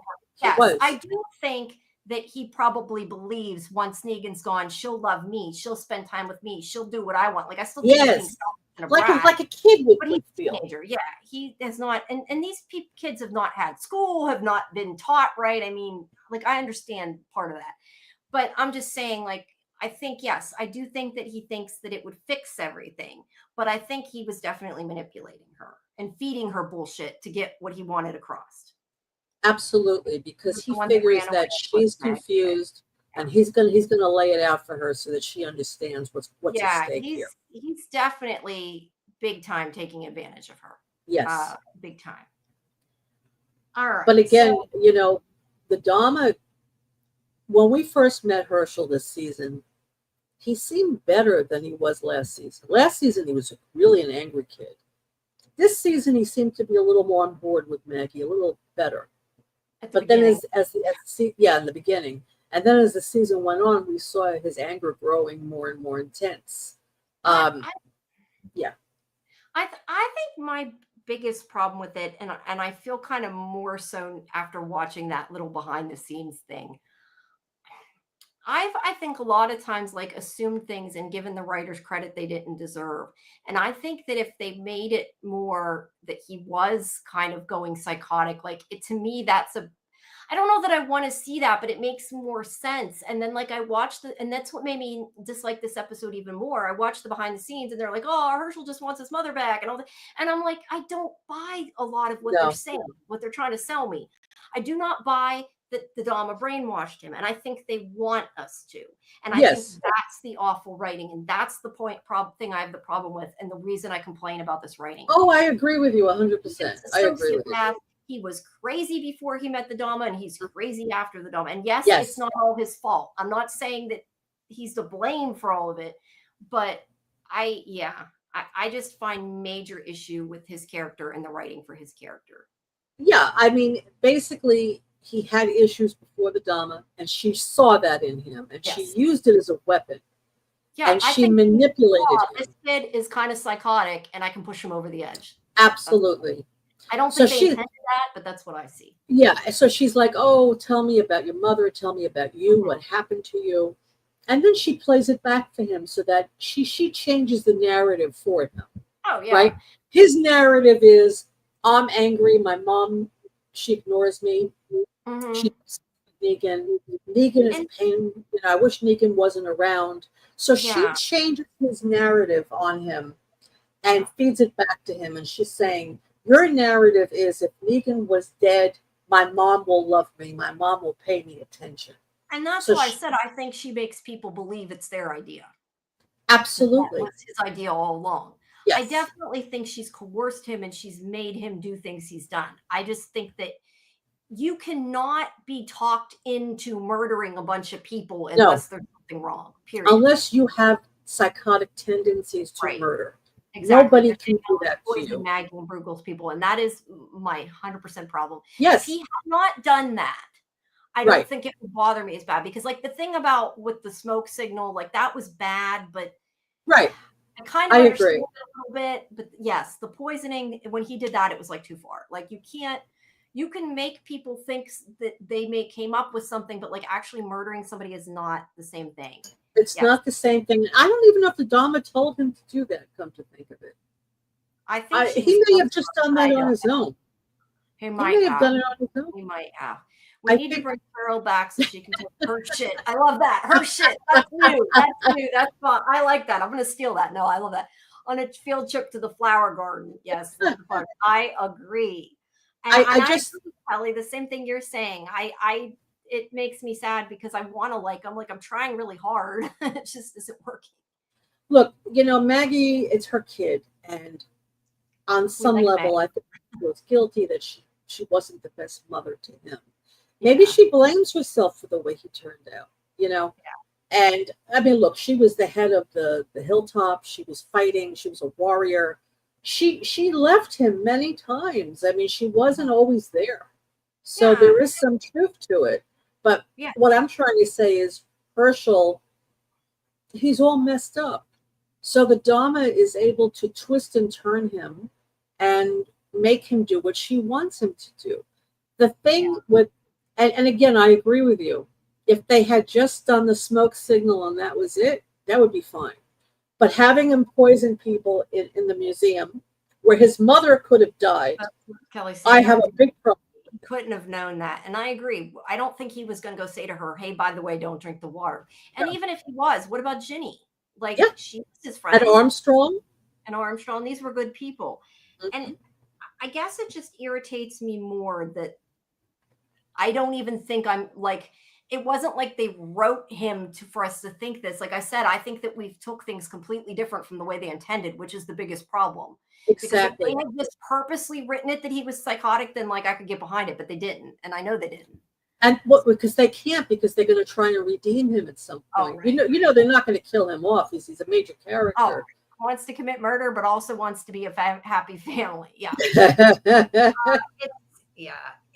So they have to find a way to redeem him. If he is a psychotic character, they cannot redeem him. They can try. So they don't want you to see him as psychotic. They want you to see him as brainwashed. But the problem is there's a flaw in that writing. It doesn't make sense. Yeah, no, I totally agree.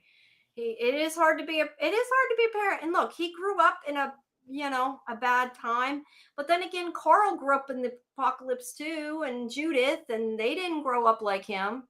So right. And like I said, I'm not saying he's completely to blame for the way he's turned out. I mean, his mother maybe wasn't there, and he's grown up in an apocalypse. And he was kidnapped too, even if he doesn't realize it. Oh, that's right.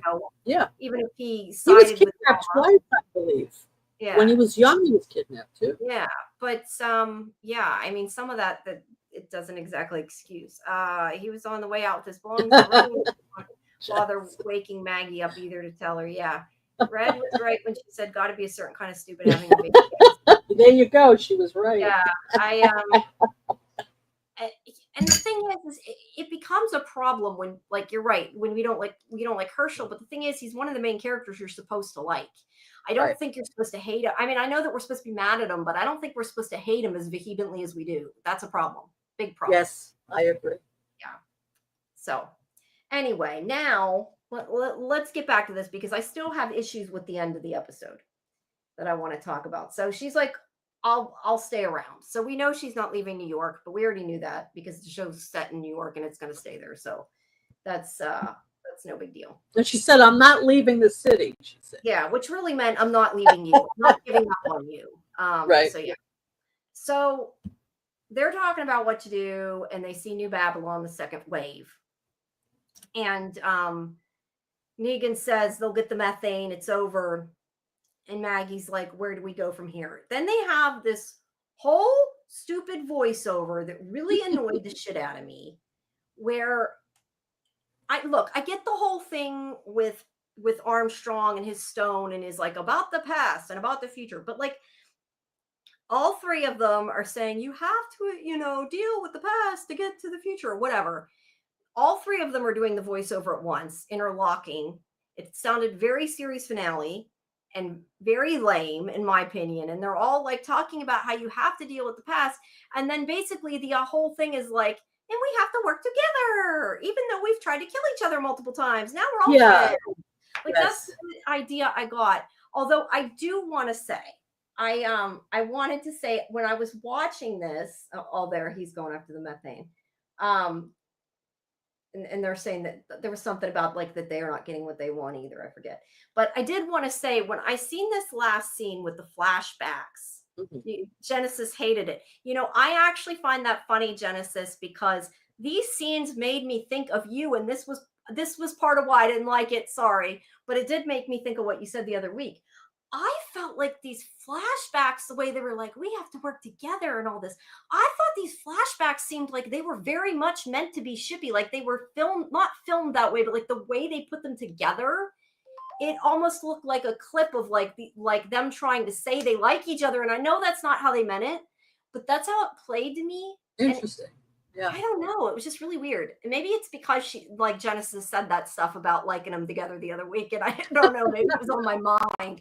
But when I watched it, I was like, the way they're doing this, they're showing all these times that they've went through hardships, but they've come out the other side together. Like, I think that's part of why this ending just irritated the shit out of me. Yeah. I didn't like the flashbacks either. First of all, I thought it was a waste. It was lazy story writing. They didn't have to show that to us. Like this scene, we don't have to see all this stuff. We've seen it already. Like, we want you to remember that they're friends. Like, that's what I feel like it was pushing. Genesis says, I liked it, but I hated that it was only a 47-minute long episode and wasted the end with flashbacks. Yeah, I agree. I definitely feel like it felt so series finale, though, the way they did it. I empathize more with Maggie because I was raised by a single mother and have seen how hard it can be, and that's without Mary Sue Walkers everywhere. Yeah, that's why it's not really her fault either. I mean, they're still in the apocalypse, and granted, what Negan did, I mean, she should be messed up by what Negan did, and really, he should be affected by what he did too. I still take issue with the fact that Maggie's working with Negan, but again, it's a TV show, and you have to move on. But yeah, I don't blame her necessarily for everything with Herschel. It's a lot of it's the circumstance and what happened. It's not one thing that Dama said is true, kind of like, how could she take care of him and deal with him, and like she was not over it. That's Like, right. she had trauma, so she couldn't really. I think some of the trauma, like kind of when you're around somebody who has really bad trauma, a lot of times you can kind of project that trauma. And yeah, I think that he would become, or not become, but would have issues with what happened just because she did, and because she talks Exactly. about it. And they call that generational trauma. Yeah, and that's not anybody. I mean, if to be honest, that's kind of Negan's fault. Yes, You know what I mean? because So, Negan traumatized her, and then Herschel was traumatized by indirectly. He was traumatized. So, in a way, it makes sense that Herschel would be messed up and blame Negan for all of it. It does make sense.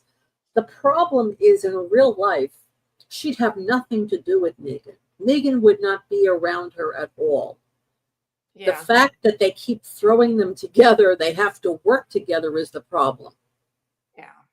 This wouldn't happen in real life. But we have to agree and move on. And so just think about it. Think about it from Herschel's point of view for a minute. I mean, aside from the fact that we know he's psychotic and everything, but just think about this. Negan killed his father. He traumatized his mother terribly. His mother has him. He grows up hearing, somehow he heard the story of what Negan did. His mother's reaction to things is not healthy. He sees that she's hiding a lot of stuff. She's crying a lot. Remember, he said he saw her crying. Well, kids pick up on what their parents do. Yes, absolutely. So her trauma had affected him from a very young age. So he didn't have a normal upbringing. Your father is murdered and your mother is traumatized. And the man that's traumatizing her is still around. And she's obsessed with him and she keeps talking about him. And where is Negan? Now, what's happening with Negan? Think about how confusing that would be to Herschel. Yeah. No, I totally agree. It would be very confusing, and it would definitely rub off on him, a lot of that. Oh, absolutely. I just want to interject a second before I forget, because I was trying to say when you're talking. I just want to say thank you, Just Me, Jenna. I saw the pop-up. Thank you. Appreciate it. Thank you. It's greatly appreciated. Sorry, I lost track of what I was saying. Yeah, I think that it definitely rubs off on him. Mm-hmm. I would agree with that. Yeah. And that's why he's so messed up. He really is. Him being psychotic is like another, that's an extreme. But yeah, I can understand him being messed up. Absolutely. Yeah. That's why, it's like, I don't want to hate Herschel. Like, I try not to, because you kind of feel bad for him, but it's like it makes you still hate him, and it's just hard. Let's see. Genesis says Negan and Maggie working together. I really hope Maggie's truly healed and moved on it. She doesn't regress. Yeah, I don't know. I still struggle to buy them working together, and I've said that, but I feel like if I keep harping on it, I can't enjoy the show. It's a TV show. It's not real life. Sometimes you just have to, it's like, if you want to watch this show, I feel like you can't not forgive Negan in a way. You just can't, because otherwise you can't enjoy the show. That's right. He is the good guy now. They've made him the good guy. Now, do I believe he's necessarily a good guy and he's redeemed? No, but the writers have told me that, and if I want to watch this show, I have to agree with that. Right. I look at it. But yeah, that is exactly why I've said they can't make him bad again, or I won't watch it, because I just can't. I can't do it again. I just can't. Blame Daryl. He took out the Dick Brigade bike gang on the road, which forced Negan's hand into killing Glenn. Yeah. Daryl killed Glenn. Fight me. Yeah, but Daryl's like the best, one of the best characters, so I can't hate Daryl. Yeah, but Daryl was defending Rosita when he punched Negan. I'm trying to remember what happened. It's in the lineup. Negan took the bat. He had just killed Abraham, and he was sticking it in Rosita's face and telling her to look at it. Yeah, and Daryl stood up or something, and they couldn't have him kill Daryl because then people would quit watching the show, so they can't do that. No, so Daryl punched Negan. Yeah. Because he was harassing Rosita. And then he killed Glenn. And then he kills Glenn, right? I know that's what AJ was saying, like, that made him really mad because, like, it cheapened Glenn's death. See, I don't know how he died in the comics, or why he died in the comics, so I don't. Who would you rather have around, Negan or Hershit? Definitely Negan. Yeah, but think about it, Jamie. In the comic, they only killed Glenn. Yeah. Abraham did not die that way. But they wanted to change it up for the show. So first he says that he's going to kill one person, right? So he picked Abraham. He wasn't going to kill Glenn. But because Daryl punched Negan, Negan says, okay, now I told you guys you can't do that. So now somebody else has to pay. Yeah, I have to show my power. I have to show my power. You're not listening to me. So I don't know why he picked Glenn. I don't remember why, what the reason I don't know, but I get that because it's kind of like what I said before. He's got to show his power because, like, if he just killed Daryl, which he's not going to, but say he did, he can't just kill the person that does the bad thing because that's not punishment. He has to hurt the person that does the bad thing. Right. Just like how Dama with Maggie is like, I don't want to punish you. I don't want to punish somebody else. Maggie didn't give a shit if she punished her. Right. She cared about Herschel. So he had to hurt somebody else. But I kind of do understand what AJ was saying. And like I said, I don't know why he died in the comic. But yes, for Glenn to die simply because Daryl overreacted, that did kind of cheapen whatever the reason was he originally was supposed to die. It was like he was an afterthought. But yeah, I get they were trying to make it different. But like I said before, I think that for me, the original show went downhill once he killed Glenn and Abraham. It wasn't that I didn't like Jeffrey Dean Morgan or Negan. That was to me when it started getting too over the top, too violent. And that was what turned me off the show. And I started not really liking it at that point.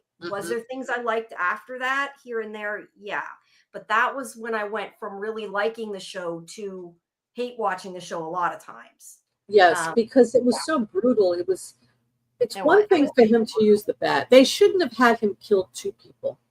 One should have been enough. It should have been Glenn. It should have followed the comic.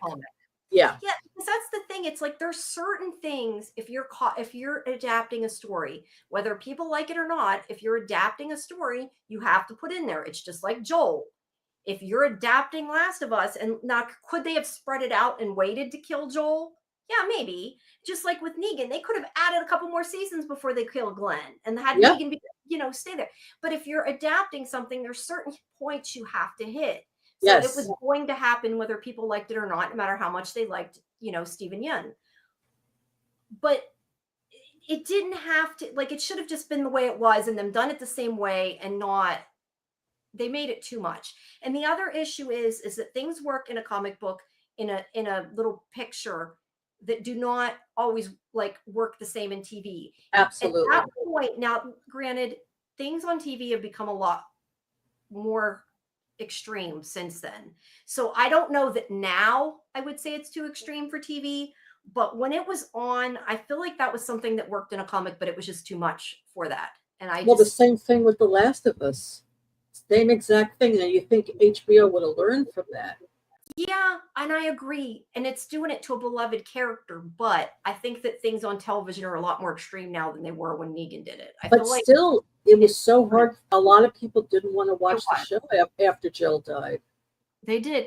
And I mean, I understand why they did. Like, I struggled with watching it, but like I knew it was coming. So maybe that's why it didn't affect me as much. I don't know. Like, I didn't know about Glenn, so I didn't know what the hell was, I just know that it turned me off. Yeah. I happen to have loved Jeffrey Dean Morgan's performance when he first came on as Negan.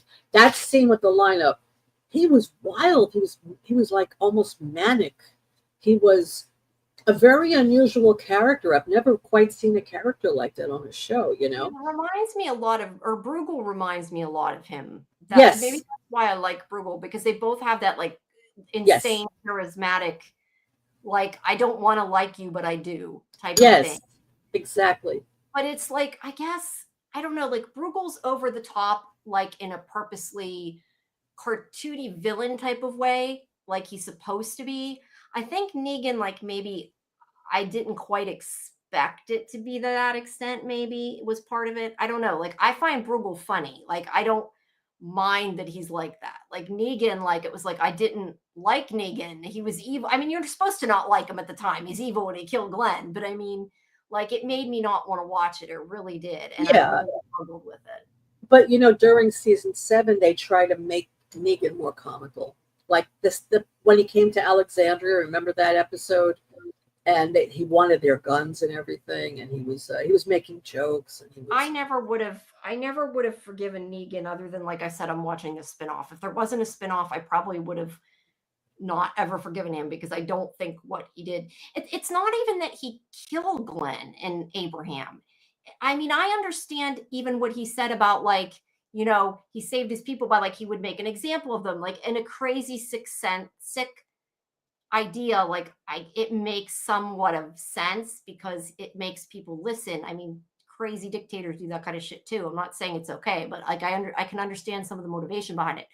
The problem I have isn't so much he killed Glenn and that, it's like he liked it. He enjoyed it. Yes, that was what I didn't like about it. It wasn't just like he's dead, let's move on. It was like he glorified it. Yeah. And I think that was, yeah, I think I agree with you. I think that's what turned audiences off, because people knew Glenn was going to die. It's in the comic. They knew it. Yeah. But it was the way he did it. It was him enjoying it too much. And also Abraham too. Killing both of them was too much. Yeah, it was. And Negan liking it too much. Abraham as much as they did Glenn. Abraham wasn't as important a character. Well, he was important. He and Sasha were having a relationship. They were building them up. Yeah, he was important. I think people liked Glenn more. I mean, I did. Glenn was a more likable character. It was the way he was written.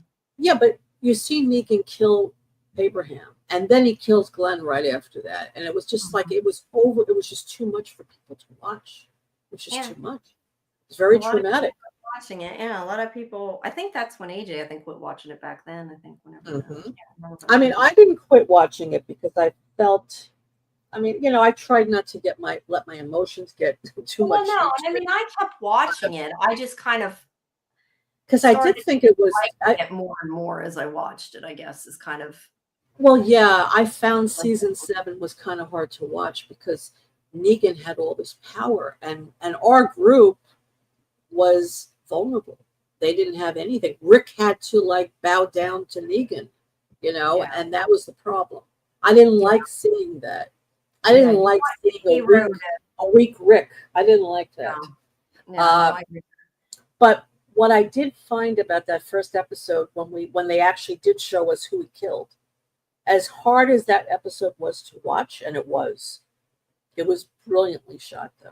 Brilliantly shot. Oh yeah, it was done. It was amazing. And I said that a million times about this show. The show is often, and granted, that part wasn't about the writing, but I mean, a lot of times, like this show, it's badly written a lot of times, but like the acting is almost always phenomenal. The effects and the makeup, and like it's a well-made show. And they don't even, and the thing is especially at the beginning, like they didn't even spend as much on it as they do with a lot of shows. Just they're really good with effects. And like Greg Nicotero and his team and everything are fantastic. So it's like sometimes it's hard to berate it because of that. Like you want to like it. It's just sometimes when they write it, I'm like thinking, you know, who is writing this? Why have you not fired them by now? Like it's just it's like, why have they not, you know, fired what's his face, other than he's getting them a gazillion dollars. So I guess I get that.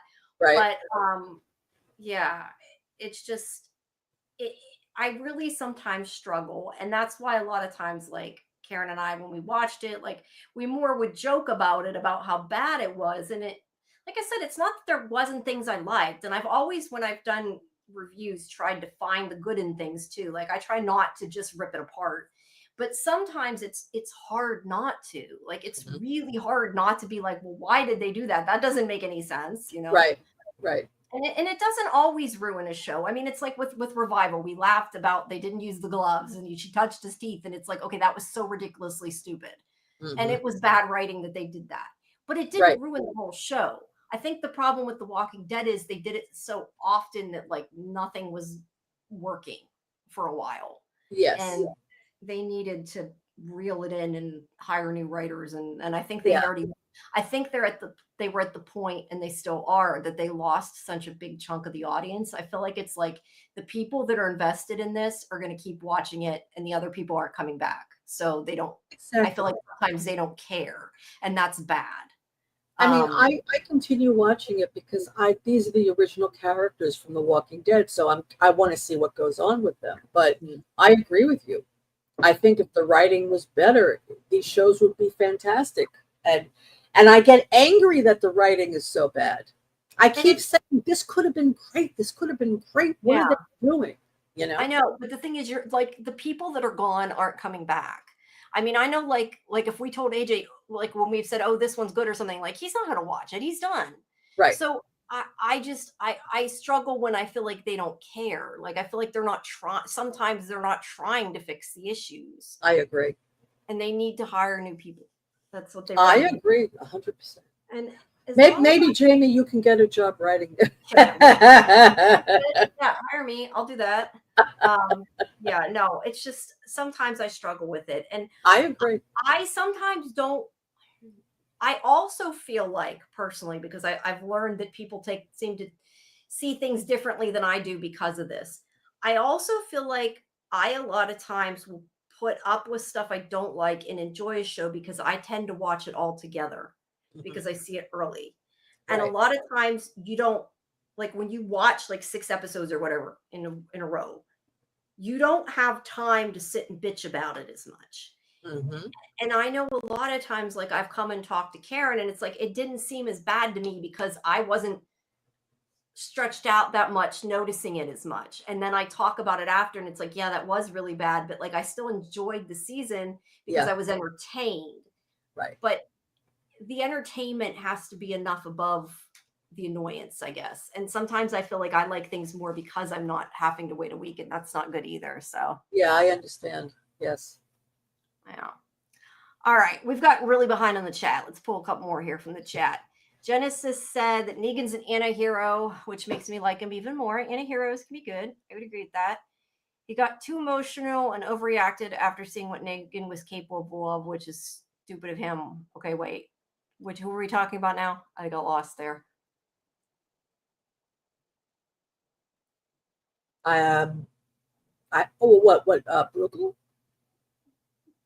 I have no idea. maybe Armstrong. I don't know. Sorry, I'm missing something there. Daryl. We were talking about Daryl. About Daryl reacting. Okay. Yes. It got Glenn killed. I mean, you see, everyone is going to be, someone's going to be killed. Yeah. I mean, Abraham had just been killed. He just killed Abraham. Why would you do that? Why would you lash out? But yeah, I don't know.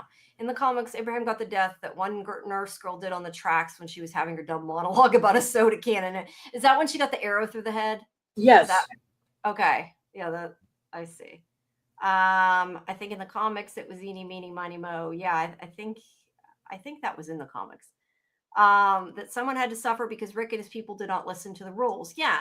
And that's kind of my point. Like, I understand that idea, but like he didn't have to enjoy it. I will never watch another bat scene. It was too traumatic. Yeah, I don't want to watch it with a bat. I skip over it when I don't do a rewatch of this, but yeah, I wouldn't rewatch that scene either. I agree with you. Glenn died so that Maggie and Negan could be a thing. Oh, you're funny, Genesis. I actually stopped watching for a few seasons after Glenn. I went back and caught up. At the time, I didn't think I was going to. Well, I mean, I applaud you. A lot of people didn't. I mean, sometimes like I said, sometimes I was questioning why I was sticking with it. So it's good you at least came back. And like I said, I think that there are positives, of the show too. It's just it was hard. It was hard to watch. I agree, Kimberly. That's part of the problem. Dude is like that toxic ex you can't help but appreciate. I don't know, Buncher. If you've got exes like Negan, I don't know. I feel bad for you. Although Negan's hot, I'll give you that. But I like the scenes where Negan would take out really vile people, like cowards trying to kill Rick and the rapist at Sanctuary. Yeah. Yes. Yeah. I mean, Negan's Well, done he some had a conscience. He had a code. He had a certain code. Yeah, he did have a code, and that's why I said some things. Yeah, I just it's more he enjoyed it. With all the backlash over the bat scene, didn't they say they wouldn't do it again? I don't think anyone died that way after that. Well, Bruegel did. Well, no, that's not true. Bruegel was already really dead. He didn't really. Yes. That's what I said. Him hitting him with the bat was more like for effect. Yes. Yeah, Bruegel was already gone. Yeah. Yeah. I kind of feel though, like if you're still with Negan after that, I don't think they're probably too worried. They know the people who are watching are watching it. And Daryl in the closet being tortured with that song. Oh yeah. Yeah. That was horrible. Yeah, I don't mind heroes being knocked down a peg, especially when they do something dumb and they become overconfident. Yes, but sometimes they make them too weak, like with Rick, and it was just like too much. Oh yeah, with Rick. Even though, yeah, and Michonne was angry at him. She's like, "Why are you letting him do this to you?" Yeah, Rick became like a wimp. it was horrible. Even though they were colleagues, Laurie Cohen avoided contact with Jeffrey before his first Negan episodes. I could see why that would be hard to act in those scenes. Yes, they can hire both of us. My goal is to be a writer on the spinoff by the time the season comes around. Yeah. These shows are going to be around for a long time, I think, Jen said. And I like her on Severance too. Wait. Oh, well, Denise. Yes. Yeah, she's good on Severance. I know who you're talking about. The one who played Denise on Walking Dead is on Severance. So yes, I agree with that. And thanks, Dieter. Yes, please, everybody like and subscribe, and try to, if you can, leave comments outside of the chat after, because it does really help the algorithm to pick up. And when you see the videos, click on them and watch them for at least 30 seconds when they pop up in your feed. That helps the click-through rate. Yes, it does. It helps to get our videos out there. And thank you, Dieter. We appreciate your involvement. Thank you. Whoops, I can't type. I mostly do my talking out loud. I have a hard time typing and talking. I don't know why I still do. Well, I'm looking at this. Sorry. I don't know. I was going to say we could put out the link if anybody wants to connect with us. When Maggie confronted Herschel about seeing Negan out and about in Central Park, she reminded me of a mom confronting her kid about seeing his dad after they just divorced. Yeah, kind of. The way she was after him, like, what did he say? What did he say? Yes, I agree with that. I totally agree with that. Yeah. Oh yeah. Absolutely. It's like Negan is like his dad. Yeah. I kind of, I don't know. I just don't like, I guess, the way they ended it. And that's why I didn't like the season finale. I didn't, maybe if it had been longer, would it have fixed the problem? I don't know. I really don't. I mean, I'm glad that she didn't kill Negan. I appreciate that. Yeah, I know, Kimberly. He was. I'm still trying to be polite. But what was I saying? Let's check what I was saying. I completely forgot what I was saying. Remind me what I was saying. I lost track of what I was saying. Well, we're talking about Herschel seeing Negan as like a dad. Oh, no, yeah, but I was saying, yeah, it was when she went after him like that. No, but there was something I was going to say. I guess you don't know what I was going to say.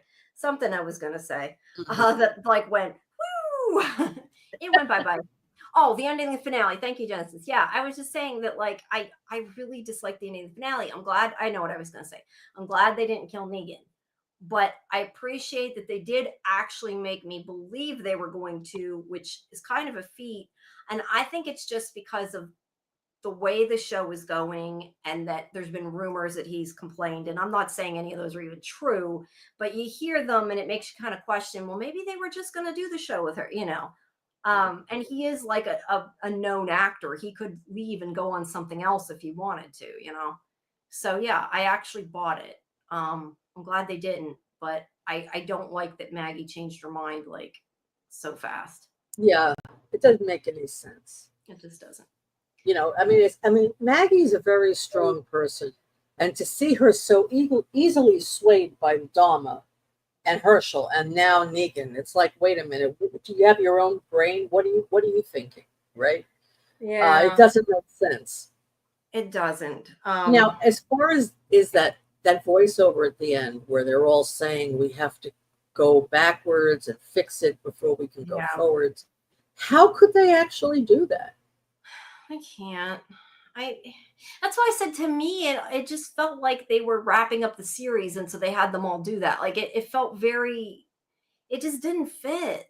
It really irritated me. And it made me. I think that they thought maybe it wouldn't be renewed. That's what I think. It might be, but even so, like if it isn't renewed, I don't want it to end like that. Like, I feel like if it wasn't going to be renewed, I probably would have maybe even rathered her kill Negan. Like, I want to see Jeffrey Dean Morgan. I like him a lot, and I like Negan because I like him. But if the show's over, I would have preferred her to kill him. This "we're best friends" is what I have the problem with. Yeah. Good night, Someway. Thank you for coming. Yes. Good night, Someway. Exactly what I'm saying. Like, I just didn't like the wrap up. It was bad. I think that the season was okay. This episode started out okay. I didn't even mind Bruegel's death, surprisingly, even though I didn't want him to die. But yes, tomorrow night is Murderbot. That's right. It's Monday now, isn't it? God, I don't even know what day it is anymore. So yeah, guys, 11 o'clock, watch party, midnight Murderbot. Me and Scarlett, please. Come join. Hopefully I'll get some sleep before then. We'll have to see. It's not a given. But also, I was just going to say before I forgot, before people check out, I did want to just remind everybody that I am talking to Stephen Ogg tomorrow for Revival. If anybody has any questions for him, you can still put them in Discord or on X, and I can try to ask him if I have enough time to. I'm going to try to, take some people's if you guys send them. So sorry. Go ahead. I just wanted to say that because I thought about it for some reason when she said Murderbot. Even though that's not Murderbot, it made me think of it. Sorry. Go ahead. Could you ask him questions about The Walking Dead also, or just Murderbot? I think I probably got to. I can maybe try if there's enough time. It kind of depends how long the interview goes on and how it's going. But because he was in the first season of Dead City. Yeah, he was in one of the episodes in a flashback scene or a hallucination scene. I'm just wondering if he would consider if he would want to do another scene like that on Dead City. Yeah. I'll see if I can. I don't know if I kind of, like I said, it kind of depends how it's going and how long it kind of goes and how long I end up getting, because they expect you to stick to the show. But if I have time, I will ask something about Walking Dead or Dead City. So getting back to the show for a minute. So they tried to kill each other in this episode, right? Negan tries to kill Armstrong. Negan does kill Bruegel. Maggie tries to kill Negan. So they've all tried to kill each other in this episode. How can they possibly work together in the future? And that's kind of my point. Like, they've all forgiven each other and they're all best friends now. That's what that voiceover made me feel like they're trying to say. All is forgiven. And like I said, I don't have a problem with Maggie to some extent. I've said two different things. I don't think Maggie in real life would ever forgive Negan. No, she wouldn't. As we've said before, for Maggie to forgive Negan to help herself, I think is a good thing. Not for Negan, but because Maggie needs to move on. I could be okay with. But this, like, we're suddenly best friends, I have a problem with. Right. It just doesn't. That's what it felt like to me. Like they were trying to say, now he's all forgiven and Maggie doesn't hate him anymore and she's not going to go after them. And even though he tried to kill the marshal, he's fine with it. And it doesn't heal. I mean, a person who suffers from PTSD doesn't just get over it on their own. They need some kind of help. They have to see therapists. They have to have some kind of treatment. She can't just talk herself out of it and say, okay, I'm okay now. Again, of course, she's not going to find a therapist in the apocalypse, but she can't just get over it. She can't just say, okay, I'm not angry at you anymore. Let's be friends. It doesn't work like that. Right. And that's kind of why I didn't like the voiceover, I think, because of the way it made me feel like they were trying to push it. Like they're trying to make it like they're friends. Like, I don't know. Maybe if the voiceover had been different and had been something like, we have to work together or we have to deal with our past and we have to work together to move forward or something. But it didn't sound like that. It sounded like they were saying we're all best friends. At least it did to me. Yes. That's yes. the way it came across. Yes. Just me says, I think Negan's feelings are valid, but the delivery, the writing makes it unbelievable and not something you can connect to. Exactly. I'm assuming that was supposed to be Maggie. I think I said Negan and it reads Nagy, but I think it was supposed to be Maggie. Yeah, but I don't know though. I don't know. Maybe Nagy's a ship name. I don't know. I like that as a ship name. I do too. It's fun. But yes, I liked Pearly. That's why I said I don't have a problem with him. I just don't think we need him as one of the main characters. Like I want it to be Negan and Maggie, not romantically like certain people, but I want them to be the main two. So yeah, I like him, but I don't know that we need him. Yeah, Freudian ship. Well, I mean, it's interesting. If she really is able to forgive him, I wonder if maybe something will happen between them. Who knows? I don't know. Well, Genesis said she wants to write for the show. If she writes for the show, it might. You do that, I'm done. No. But yeah, I don't know. Maybe I like what Kelly said. Maybe that was therapeutic, stabbing him, and so she got out that rage. Yeah, I'm sure it definitely was, and I'm sure it helped her. I don't think. Look, like I've said before, does she have to work with him? Yes. Will she work with him? Yes. Could she even not want him dead? Yes. He saved Herschel. Should she be all buddy buddy with him? No. That's not the show I signed up for. So yeah. I think that's the whole issue with the show, if you think about it. Yeah. The whole premise of the show. How can the writers make this premise palatable? Like, how could you get people to buy that they're going to work together after what happened? That's why when they first announced this was coming out, I'm like, no, I can't watch that. Yeah. But I get like everybody liked their characters, but it's like that doesn't mean they had to throw them together. Like, why not give them both a separate show? Like I would have rather had a show about how Negan created the Saviors. That's one show. And then have a show about Maggie and Herschel, and that could have been another show. Yes. Like rather than trying to put them together. I mean, now it is what it is. And if you want to watch it, like I said, you got to accept it. But I just don't get it. Well, in real life, the actors are very good friends. And they wanted to do the show together. But it doesn't make sense, though. Yeah, it doesn't. They mentioned in the monologue working together so they can move on. Yes, but and Genesis, I agree with that, and I accept that. I guess I'm more saying it's the way they did it and the way it came across, the wording they used and the way they had it a voiceover.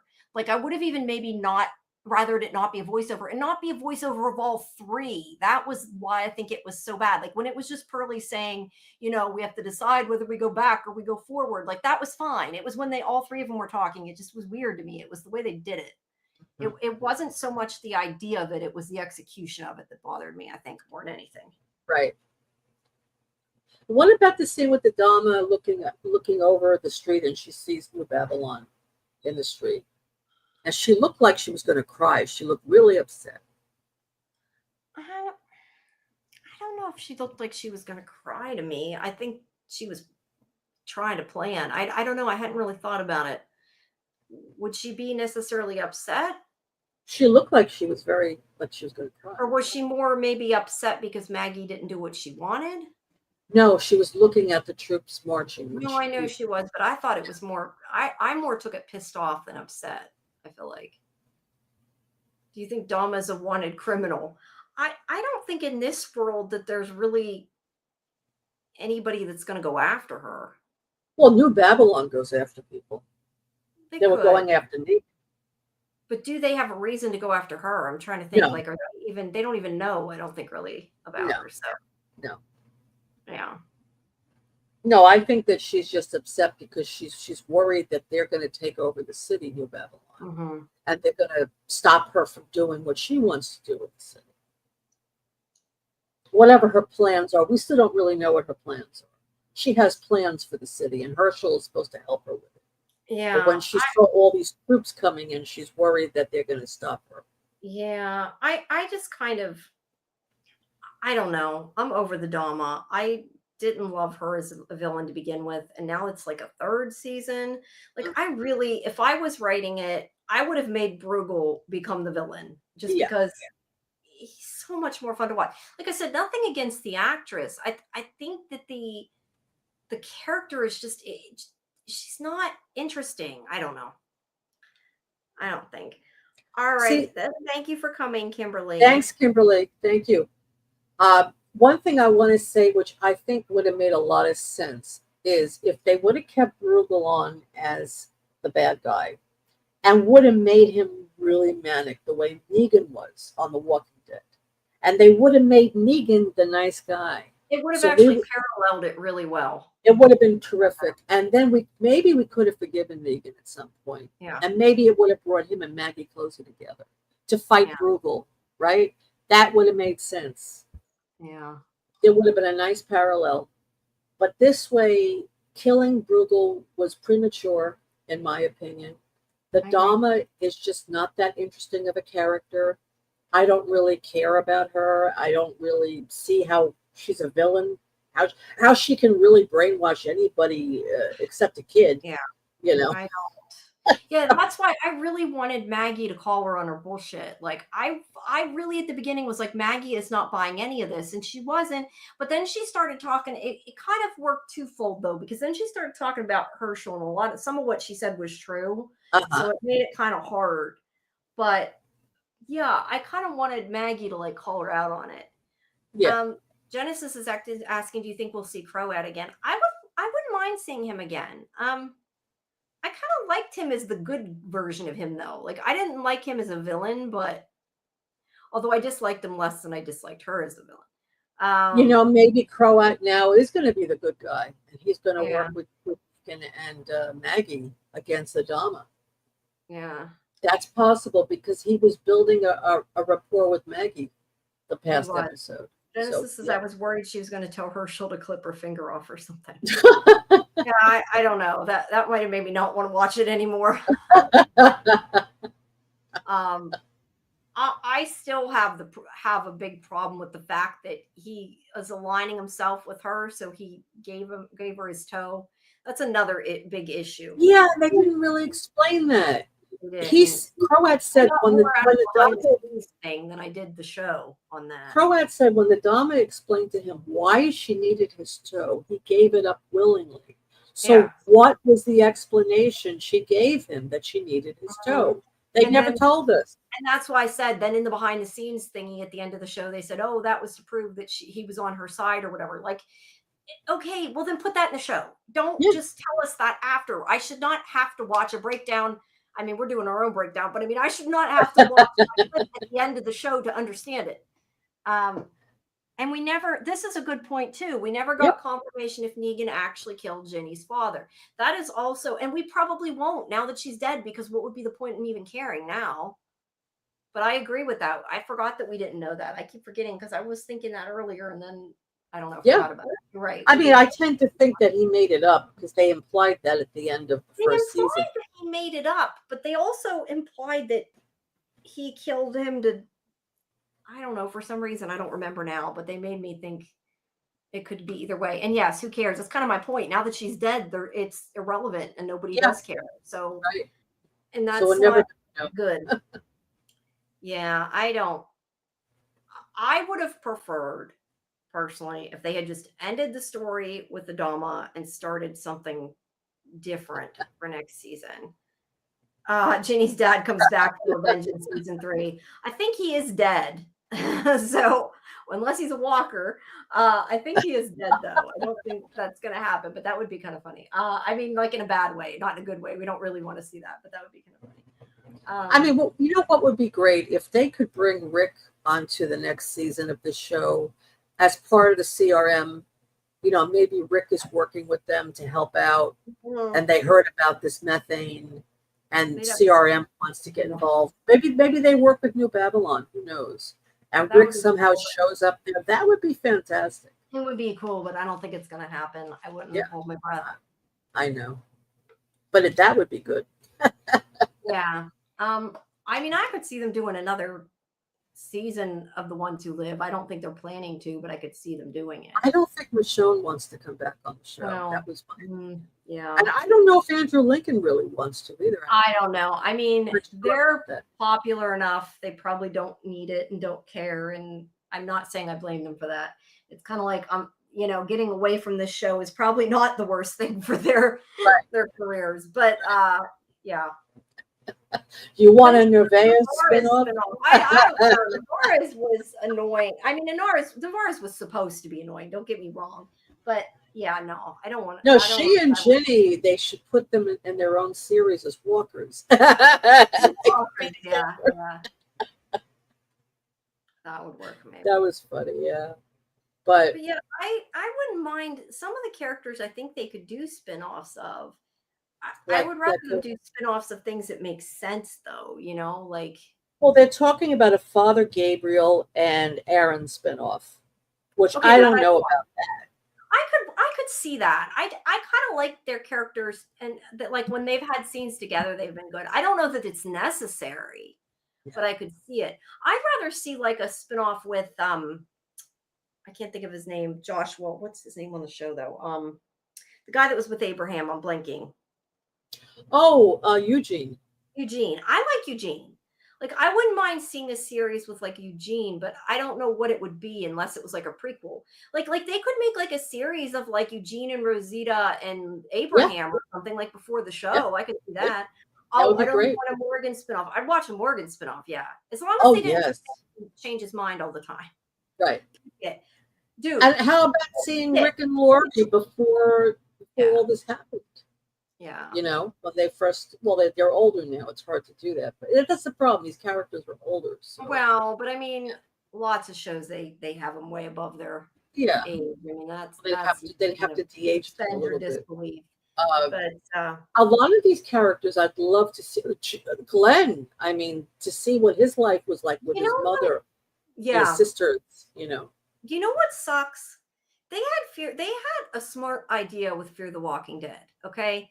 They told us we're going to show a prequel of how the apocalypse happened and right at the beginning, right? Mm-hmm. And then that was like the beginning of the first season, and then they moved into the regular timeline. I mean, like, yes, it was still before, but I mean, like, what was the point to that? All that was like, let's just make another Walking Dead in the universe. Like, it was like, if it had stayed at the beginning of the outbreak, I would have enjoyed it, I think. Right. And I think that was a better idea, and they should have stuck with it. Mm-hmm. Glenn was a pizza boy, the end. Yeah, he was. I wish they gave Dead City villains more depth in Dead City instead of making seasonal villains. Yeah, but I kind of, like I said, though, would prefer it had been one season villain. The writers have completely butchered these shows. Yeah.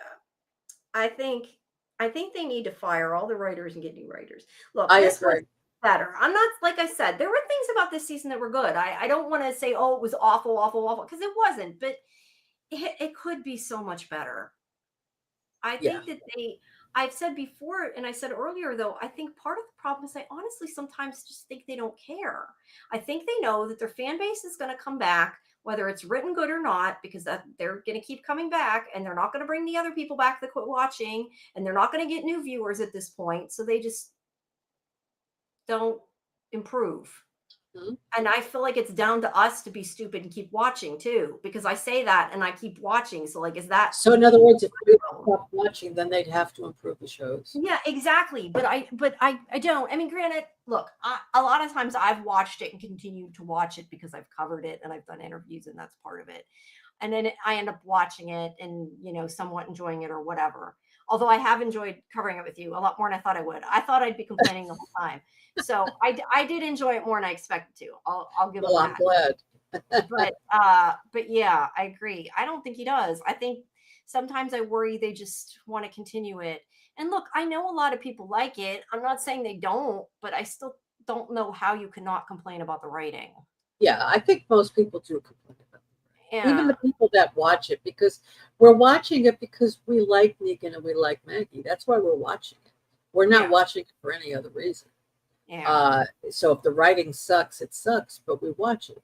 Yeah. But to get new people to watch it, though, that's a problem. They don't have the relationship that we do with Maggie and Negan, right? I guess that's the question, though, is like, if they put more into it, would they bring more people in? I don't Absolutely. know. Because I think zombie if they stuff did a good is enough so job, I popular. think they could. Yeah. Zombie stuff is so popular. If they would make these shows great, they'd bring new people in. I believe that. I'd like Dead City to mash up with Daryl Dixon and just have one show. Well, Daryl has to come back to the United States. Make it more than 8 episodes, maybe. Yeah. Daryl's only getting another 6. How could you do a series with 6 episodes? I don't know. That's and like, why don't they bring him back to America already? Let's wind this up here. You know, I wonder if they just wanted to film in exotic locations, and that's why they put that elsewhere, and they gave them. Probably. And I don't know. I'm just guessing. But I know Norman Reedus' girlfriend, the actress, the German actress. She had to be in Europe filming some movies, so he wanted to do the show there so they could be together. So I think that's why they went to France originally. Well, I mean, look, I can understand they're putting a big commitment in it. I mean, I get it.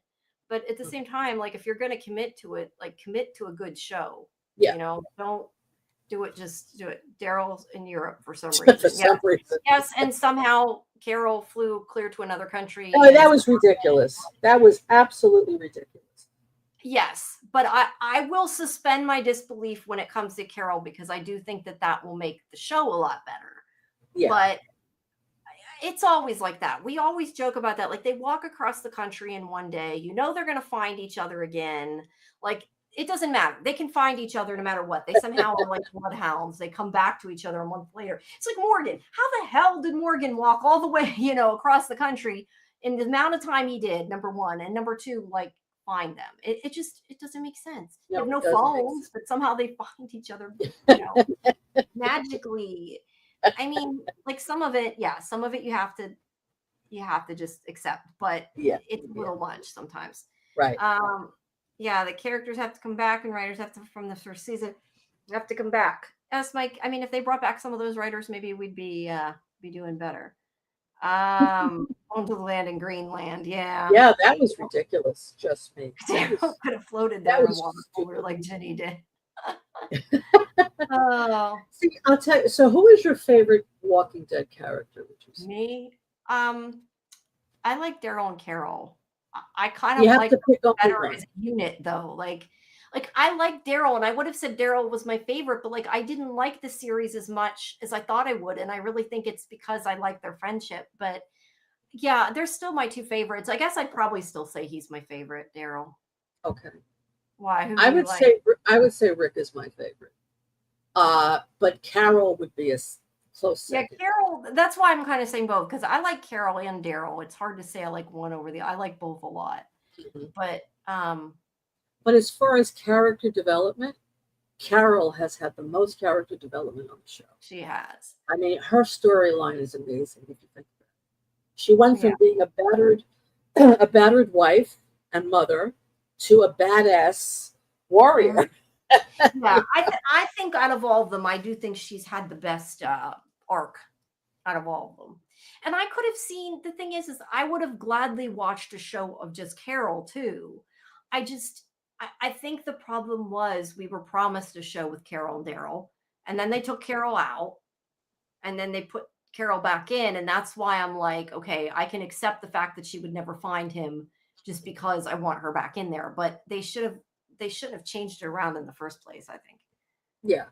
I feel like Maggie and Carol together are awesome, and I don't recall them being together too much. Perhaps Maggie should have killed Negan, meet up with Daryl, and bring Herschel back to reality. Yeah, that would work. Although if somebody else from the show goes to France or Spain or whatever and finds Carol and Daryl, then yeah, I have a problem with that. I'm sorry, it's distracting. Just me. Don't look at the eye. I can't like make it sometimes animated. Just animates all the time. Yeah. I would like that, but like I said, they can't. Nobody else can find them. If somebody else from the show finds them, I'm just gonna be like, oh, I quit. No, I mean that's ridiculous. Yeah, I don't like the fact that he's in Europe. I just don't like it. I don't. I Bring like them the back sets. here. I think they've done really like I've loved the locations on that show. That's one I of mean, the the problems. location I'm shots okay are with it. beautiful. They Yeah, are. but it's just as long as he's there, he feels very far away from the whole Walking Dead universe, as far as I'm concerned. Is that part of the point though? Maybe I don't know. That isn't really something that irritates me for some reason. I mean, like I understand why you're saying that, but it doesn't really bother me other than like I said, people running into them bothers me. But Yeah. I liked. I mean, I liked the first season of Daryl too, and I'm not saying I didn't like it last season. I just think that it got a lot better once Carol showed up. Personally. Yeah. Because I do like. I mean, like I said, whether I'm a shipper or not is kind of irrelevant. I like their friendship too. I think that Oh the both yeah. of them are really good together. Same thing as I think Maggie and Negan are really good together. Although in the case of Maggie and Negan, I don't want them together. Right. But you know, they're good together as like actors, performers. Yeah, Together. I like Carol and Daryl's relationship. To me, it's like to me, I see them as brother-sister relationship because I don't know. I don't know if they're interested in each other that way. I felt like they were. I know I not think everybody agrees with I that. And think that's at what one usually time, I'm the shipper people don't agree with. That's why I think it's funny whenever Genesis is talking about Negan and Maggie, because I'm like, nope, nope, nope. Ezekiel on the moon. What is that? Yeah, let's watch Ezekiel. I liked Fear the Walking Dead in the beginning. They went to Mexico. It's awesome to see how other countries survive. Yeah.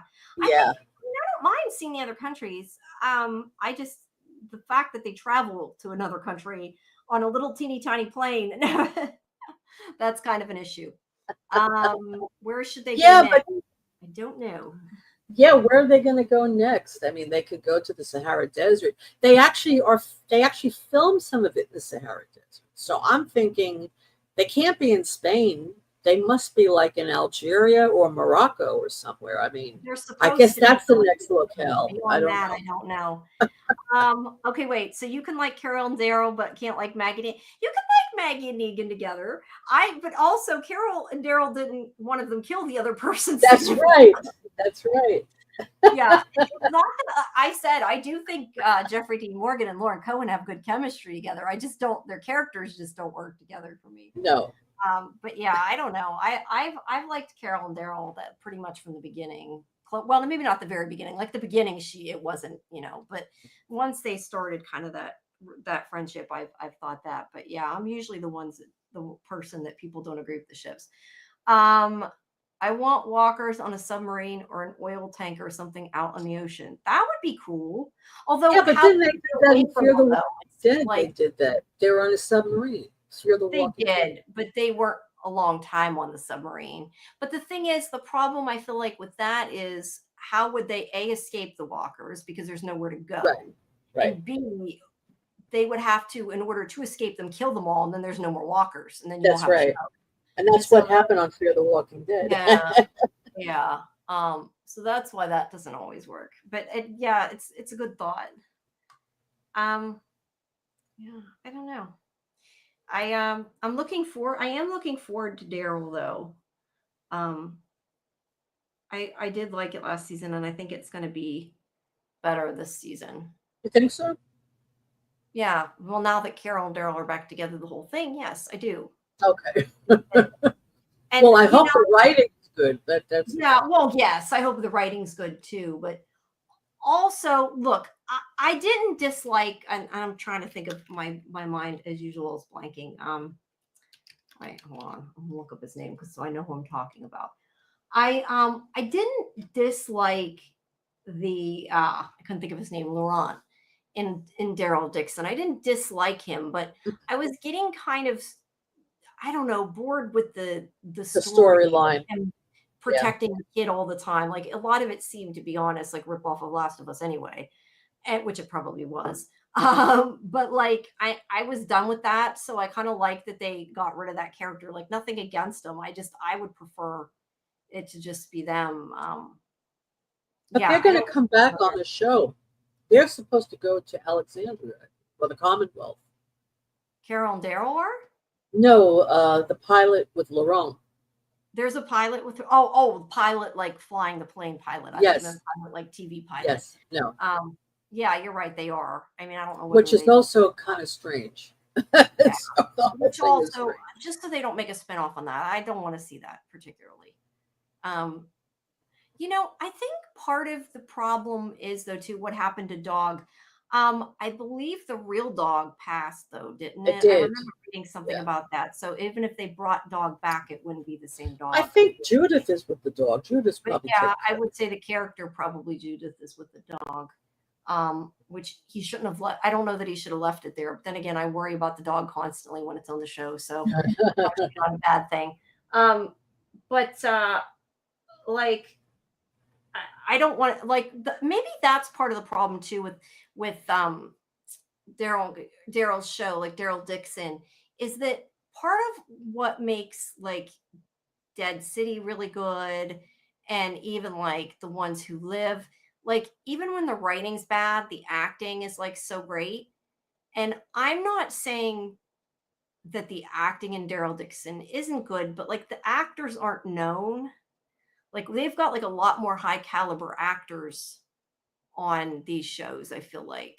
Yeah. That like we're not getting on Daryl Dixon, I think because they're on location and they're like using, and look, it's great that the people in France or whatever, you know, that they're hiring them. I'm not saying they shouldn't, but I mean, like, they're not, they're mostly hiring people that are from the country and not necessarily known.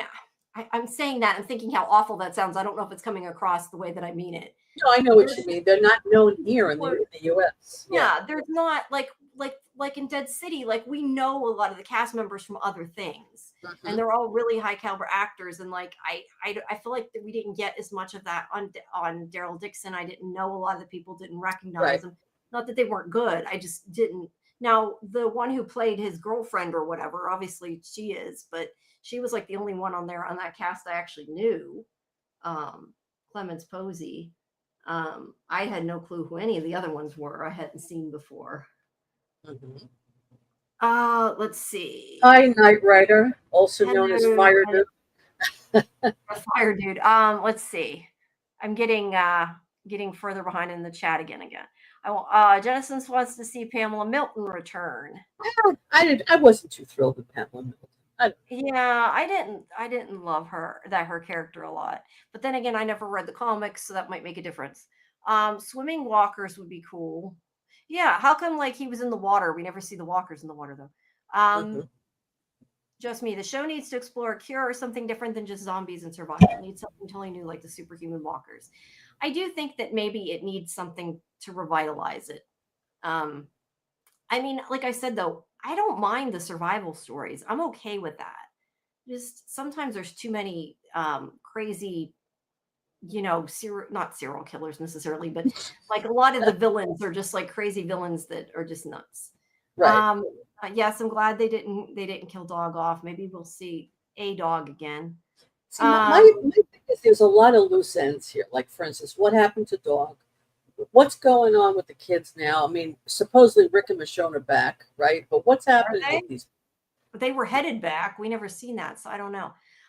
They reunited with the kids. They said they were. They didn't actually show them reunited, though. Yes, they did. Oh wait, that's right. They had like a really, really quick. They had a quick scene on the grass somewhere in a field. Yeah, but we didn't really get to see it. That's why it doesn't feel like it. It was like they weren't in Alexandria or Commonwealth. They were like in a field somewhere. But they did. AJ was there and Judith. No, you're right. They did. I just think it was done so. It was so quick and not enough that I forgot it happened. That's showing it. Knight Rider says, I wish Tales of the Walking Dead would come back. Love to see the Governor and all characters come back. Now, see, that's what I mean. Like, if they had done Tales of the Walking Dead and did more characters we knew and not like all as many random characters, I think it could have done a lot better. I don't know. The I governor agree. freaked me The out. governor. Well, we did see a lot of the governor's backstory already. The Actually, actor was great, but I don't know. He creeped me out. I didn't love his character just because he creeped me out. yeah, he creeped me out too. Yeah, Kelly's I dog don't should be like what he did my to dog should be Maggie. in a show too. No, because then I'd be something happens. I don't like what the governor did to Maggie. I thought that was horrible. Remember that scene with Maggie? I'm trying to remember. He raped her or something, didn't he? He made her take her clothes off. He didn't rape her, but Okay, yeah, I'm he checking. humiliated her. And that was He was, horrible. yeah, that was a And the lot. way he treated Andrea was horrible. Yeah. Yeah, I didn't like him at all. Yeah. Laurie, I would be You interested know in what I'd seeing like to Laurie. see? Give us a Carl spinoff, although I don't know how they would do that, but I wouldn't mind seeing a Carl spinoff. I don't know how Well, they would do that though. I really don't, they'd but I have to wouldn't have mind a seeing different it. actor altogether. No, Right. well, not just that. Like, how would they do it though? Because like he was too little before the apocalypse. During the apocalypse, we've seen him in the show, and now he's dead. So I don't know that they could. I'm just saying it could be interesting. Yeah. Yeah, it would be. I mean, Father Gabriel, we could see. Actually, if they do a show on him, we could see his backstory. I'm thinking who else. I would Yeah. like to see backstories on Eugene. Abraham is amazing because they hinted at his scene. He had a wife and 2 kids. We saw them killed. I would like to see a backstory on him and his family. Abraham. Yeah. And Rosita. And Oh, Sasha and her brother, what's his name? I liked him. yeah, I cared less about those characters though. Like Eugene, I liked, but the other Oh, ones I didn't Shane. care much. Yes. Shane would be good. Shane, John Bernthal. Let's get him on. Yeah, I think his career is way past Walking Dead. I don't think he cares anymore. And I don't know. I blame him. I don't think that's gonna happen. But yeah, that could be cool. I like. Well, you know, if they do a really good spin-off with a really good show, John Bernthal might want to make a few appearances. I could see him doing that. maybe if they made Because him he does that. He appears in different shows. Yeah, yeah, Do I don't that. know. Yeah, no, they could. Tainted meat. You know, I would like to see what about like a story with they're not going to do it, but a story with trying to think what her name is in the show because I'm thinking of it because they said Laurie, but I'm thinking of Laurie Holden and her character name isn't Laurie. Andrea. Andrea. What if they did like Yeah. no, they weren't separate up. No, I was gonna say like the time with like Andrea and Michonne, like when they were together. Like that could be something. Yeah. Yes. There might not be enough story there, enough time, but I could see that. Maybe. Or Andrea and her sister before everything happened. Yeah. Or actually, I'd like to see her. Well, Herschel's dead. They can't do Herschel. Yeah. No, I was thinking they could do like Maggie's family, but yeah, you're right. He passed. They couldn't. I mean, they could do Maggie and Beth, but then it doesn't mean anything if Herschel's not there. So. Well, unless they recast him, but I don't know. I think that I don't wouldn't like that, and I don't know that I would want to see that either. So no. Yeah, I don't really know who else they could do. I don't really know. I think we pretty much covered everybody. We could see more of Carol with her ex-husband or her husband, and you know. But I don't know if it's necessary. Like her and Ezekiel together, so I don't know. Oh, you mean her first husband? Yeah, maybe. Shiva's backstory. Yeah, I'm down with that. Yeah, Ezekiel's job at the zoo. If it was about the tiger, I would be down with that. Yeah. That would be cool. I think Ezekiel would have an interesting backstory, actually. Yeah, like a prequel type backstory. Yeah. Mm-hmm. The bear's backstory. Yeah, let's watch how the bear got there. Somebody needs to write a fanfic. How the bear got to New York. That would be kind of funny. I actually did read something that people were speculating if it was a rabid animal or if it really was a walker. People were talking about. Yeah, I don't know. But yeah, it's interesting. What else? I don't know who else. I'm trying to think who else. I think we've kind of gone through the whole cast. I'm gonna look at the cast list and see if that helps. Maybe I'll come up with something. Let me look. Okay, we did.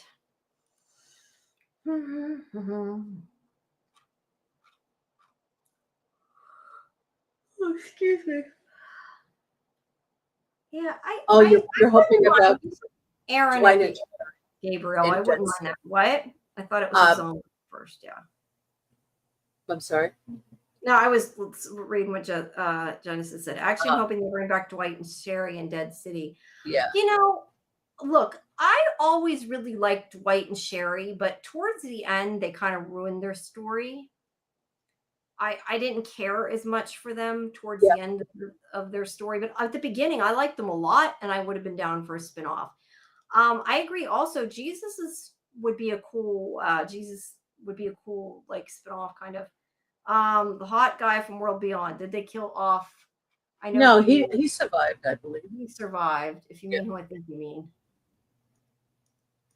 Yeah, Dwight and Sherry, I liked them in the beginning, but then as time went on, they might didn't. be a they though. I'm not sure, but if you mean who I think you mean, but yeah. Let me see. Yeah, Jesus was hot. I would have. You know what they ought to do? They ought to get. They need to make do a CRM series, or maybe just do a series with Terry O'Quinn, because I'd be down for that. Oh, I'd love to see Terry O'Quinn in a backstory. Yes. I'm assuming. Did you mean Nico Tortorella? That's what I'm assuming they meant. I think so. He was the lead guy in World Beyond. Yes. Yeah. I liked Nico. Nico was cool. I'm not sure. Hold on, I'm looking up something. Yeah, Felix. We could see a story with. Let's see a story with Jadis. That could be cool. Yeah, Jadis would be cool. Morgan, I would love to see Morgan and his wife and Dwayne, but you have to recast everybody, though. That's the problem. Dwayne would have to be recasted, and his wife, maybe they can get the same actress back. I don't. Yeah, I wouldn't mind a prequel with Morgan and his family. I could see that. Yeah. Yeah, there's some that could be interesting for spinoffs, but would they? I just really think that like Fear would have been so much better if they had kept it to be the beginning of the apocalypse. Like that, I would have liked to have seen. I like that airplane webisode they did. Yeah, and I liked that kid. That was the kid was great. The beginning, he was from Fear too, right? I liked him. I don't remember much about him. I know that I liked him. If you mean who I think, no, the one that was on. Oh no, because the kid died on the plane. I don't know who I'm thinking of. Then forget I said that. I don't know. Yeah, the kid died on the plane. But that was great. I really liked that webisode. Yeah, Jerry. I wouldn't mind a spinoff of Jerry. I like Jerry. Jerry from who? From The Walking Dead. Jerry. Yeah. I'm looking at the cast this in. I can't remember Leah. Was Leah the one that was sleeping with Daryl? If so, I didn't really like her character. Yes. Yeah, I didn't. Not just because she was sleeping with Daryl. I just didn't really like her character a whole lot. How about a spinoff for that weasel guy at Hilltop, the mayor dude? Oh, you mean Oh yeah. What's his name? I know who they mean, but I can't think of what his name is. The guy. I know who you're talking about. Yeah. Yeah, he's a good actor. I would like that, but I can't for the life of me think of what his name is, and it's not going to be on the name. Gregory. Yeah. Yeah, the backstory. So the walkers. Yeah, maybe tell backstories like people who become walkers or something. Yeah. I don't know. I think that there's ideas there, but I think that the one the bicycle girl, remember her? I think they did a webisode on her in the first episode of The Walking Dead. Yeah, vaguely. I kind of remember her. But yeah, we meant did mean Gregory. I'm trying to see. Let me find my search here. Find where the hell's the find on here? I can't read my other monitor. My eyesight is getting so bad. I'm like, I can't see it from here. Xander Berkeley. That's whose name I was trying to think of. Played Gregory. Yes, that would be cool. He's a good actor. I would like that. How about a backstory of how all this Walker stuff started in the first place? And you see, that's the idea, and that's my point. Like, that's what Fear was supposed to be, was the beginning of the apocalypse, and then they moved on from that. Or how about, you know what I wouldn't mind seeing? The story with the CDC guy, like the whole thing at the beginning. Oh, like, yeah. Because I liked the idea when they were like talking about the disease and that, like that part I liked too. And then that kind of and they brought him back for Daryl Dick. Was it Daryl Dixon? No, it was the Walking Dead. They brought that character back to introduce the France storyline. Yeah. To introduce the storyline? Yeah, to introduce the France storyline. The guy from the CDC. What was his name? Doctor, what was his name? The guy from the CDC, Doctor. There was a second guy from the CDC? No, the original one. But he came back the last season of The Walking Dead. He made an appearance. Was it in a flashback or something? I can't remember. I think that was in a when they show a scene after the show ends. I forgot what they call it. I thought maybe that was the World Beyond. It wasn't a flashback. It was a current scene. Was it? It wasn't the World Beyond. Was it the World Beyond thing where they had the CDC? I'm thinking maybe it was at the World Beyond thing at the end, at the final scene thing. Oh, yeah, I think you're right. Maybe it was. Yeah.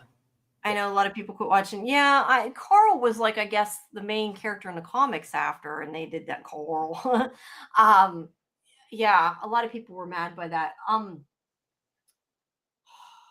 I lost what I was gonna say. Oh, I was gonna answer just me. I mean, I tend to. No, she didn't. Oh, yeah. They never showed one way or the other. I don't think. Did they? I think they just kind of left it open to interpretation, if I remember rightly. But I think they implied she died. I think they implied that she lived. Did they? I don't. God, it's been so long. That's so much I remember. You know who they should do? I know they won't, but you know what? I wouldn't mind seeing. I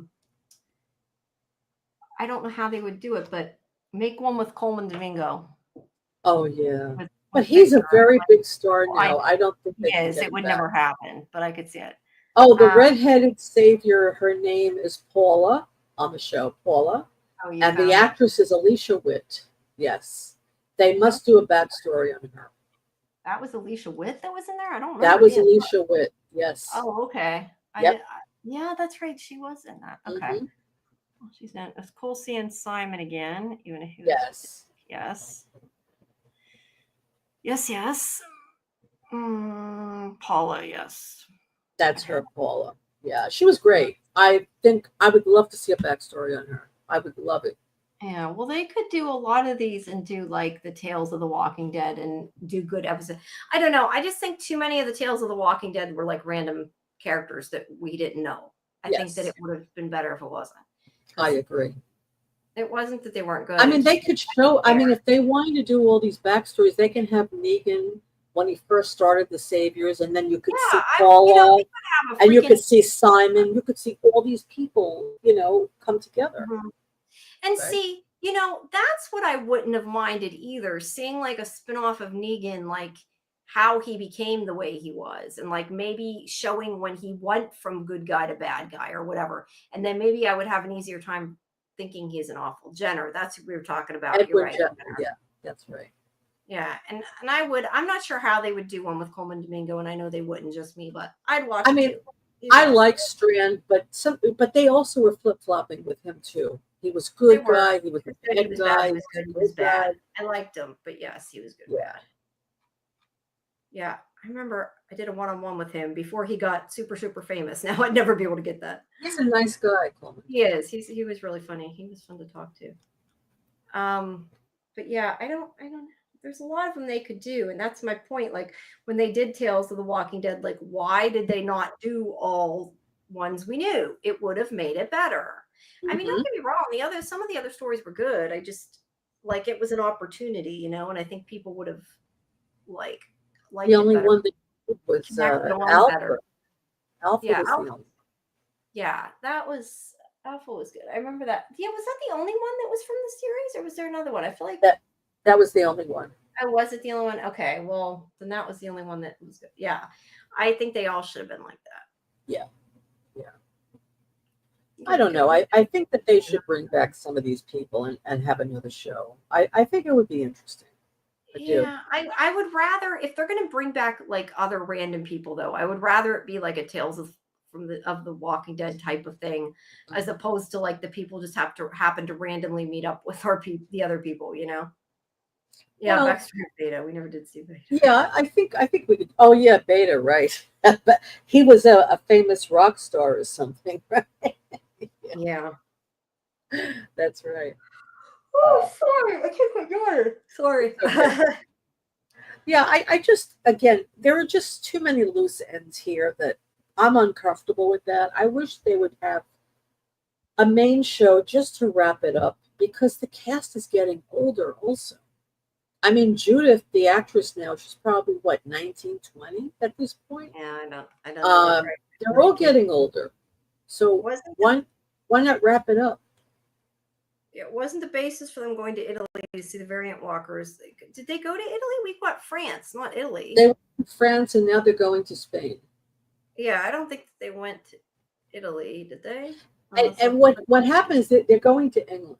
So they were in France, and Daryl Dixon ended with them going to England. So the plan was to get a boat and go back to the U.S. from England, but Yeah, somehow but end up in Spain. to go to Spain. Because you know, it's easy just to walk from one country to another. Of course. The way it works. Yeah, that's what I thought too. Like it was supposed to be connected to the World Beyond story, and it should have been like that. It would have been good. Yes. I think out of all of them, though, I think to me the most interesting thing would be to see a story about the CRM, which we got part of. We did not get enough of. I feel like they promised us an answer to that stuff and didn't deliver. Yeah, that's one of the things I didn't like about The Ones Who Live, because they killed off all those people. Granted, maybe they had more planned and then the show got canceled. That's a possibility. But yeah, I don't think the show was canceled. I'm talking about World Beyond. I mean, they didn't go long. Although I think they only planned that for a couple seasons. I don't. That's right. But that's right. But yeah, with The Ones Who Live, they should have finished it. They should have had another season of The Ones Who Live, and because it was too quick. It was like what, 6 episodes? It was just too quick. It wasn't. I don't think it's coming back. I think that's done. And that's upsetting. I would like that one to come back. Yeah. And people like that one. It was very popular. Well, yeah. So. Yeah, Rick and Michonne are awesome. I enjoyed it, but I enjoyed it too. Right. I mean, I like Daryl and Carol. I like Rick and Michonne. Maggie and Negan, it doesn't make any sense. Their connection does not make sense to me. It does not. No.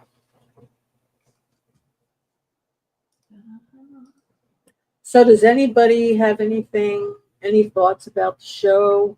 What did you think of it? Did you like it?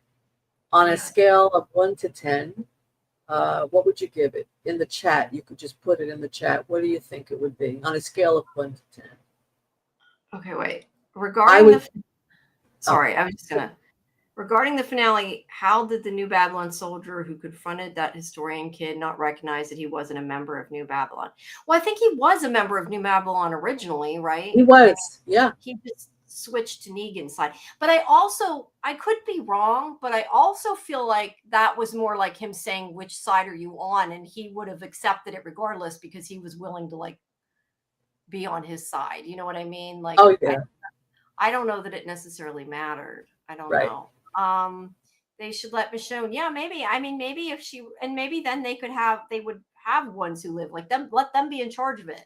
I think they had changed a lot because they demand, like, I don't know, but I had read like they wanted things a certain way and it got changed and stuff. And it was really good. Probably because they did control a lot of it instead of having the bad writers. That's probably why it was good. Do it again. Yeah. Right. Let her write. I agree. That would work. Give season 2 of Dead City a 7.5. Yeah. The whole season. Yeah, maybe 6 or a 7. Maybe a 6. What about this particular? Just Me put 6. Is For that this your rating? particular episode, yeah. Well, but I'm saying 6 for the whole season. So this episode or the season was a little better than the episode. So, but yeah, the episode, I guess I'd maybe give a 5. Mm-hmm. Yeah, I didn't like this episode. I liked the beginning of it. I like the beginning. It pissed me off too bad. It made me, in the end, not like it. So I was kind of like over it by that point. And I think the scene with Bruegel in the beginning with the Trojan horse and that was Negan good. With the banquet. I mean, that was great. Yeah. And I like the scene with the Dama trying to, turn Maggie around, Mm-hmm. Those 2 scenes I liked a lot. The rest of it, I'm kind of see though. I don't think she's going to be here because she's not here. But I was going to say I want to hear what Karen thought about it because I think she's going to really rip it apart. I know, like, because as I was watching it, a lot of the stuff, especially like when they made it like she was going to kill Negan and stuff, and then when he was like bashing Bruegel, I'm just like imagining the bad things she's going to say. That food spread made you hungry. If anything, it nauseated me. Yeah, I don't know what that food was. Oh my god, it was horrible. But Laura Cohen directed episode 6. Yes, she did. And that was the one with the bear. The one with the bear. Okay, never mind. I was thinking it's called Bridge Partners. I was thinking bridge, like the glass bridge, but I'm thinking it wasn't episode 6. That's why I was talking about the other scene. Right. Yeah. Yeah, it was good. I enjoyed the bear. I mean, I don't know that the bear made tons of sense, but I enjoyed it. Tainted meat. Yes. Yeah. That's the one thing you kind of with the show is you gotta like not take it too seriously, I think is the other thing. Right. Yeah, I thought that maybe it was walker meat and he just didn't eat enough of it that it didn't make him sick, or he knew where to take it from, but I don't think he intended to poison him at all. I don't think that was the point, but they wasted a lot of food if that wasn't the point. That's what I was thinking. What a waste of food. Yeah. Especially in an apocalypse. I mean, yeah, I know. That's why I had thought at the beginning that it probably was bad. The thing is, I don't even know if it would kill them if they ate it. I mean, like he said that, he fed it to his enemies or whatever, but he made it sound like they didn't all die. Like it wasn't super clear. And I know there's the whole thing. I think of like how Gabriel, he got sick and lost his vision because he got like an infection or something from having zombie blood on him. So I don't know if it would completely always kill somebody. It might depend how much they got. I mean, the fact of the matter is, like, they already got the virus in them anyway, which is why, when they die, they turn or whatever. Right. So I don't know that it would necessarily matter. I mean, you can already get all kinds of diseases from eating human meat. That's true. Now, I think that's true. Off. Maybe he had some tainted meat there, and the pieces they ate were not tainted. Maybe, but I also kind of wonder, like, if he was intending to poison them, then what was the point of having all the walkers? Like, I like that. Bruegel's death was brutal instead of brutal. I like that. Yeah. Yeah, no, I mean, that was a great scene with Bruegel's death, actually. Yeah. But again, I don't understand why he opened his mouth so willingly. That didn't make sense to me. I would have fought that. I would have made them open my mouth, That didn't make sense. Yeah, he didn't even try to pull away. I don't understand the point of that. Sorry, I was looking up. But 23rd. Sorry, I was trying to figure out the time of something. I'm like, so Mike says New Babylon 6, New York City 8. Okay, there you go.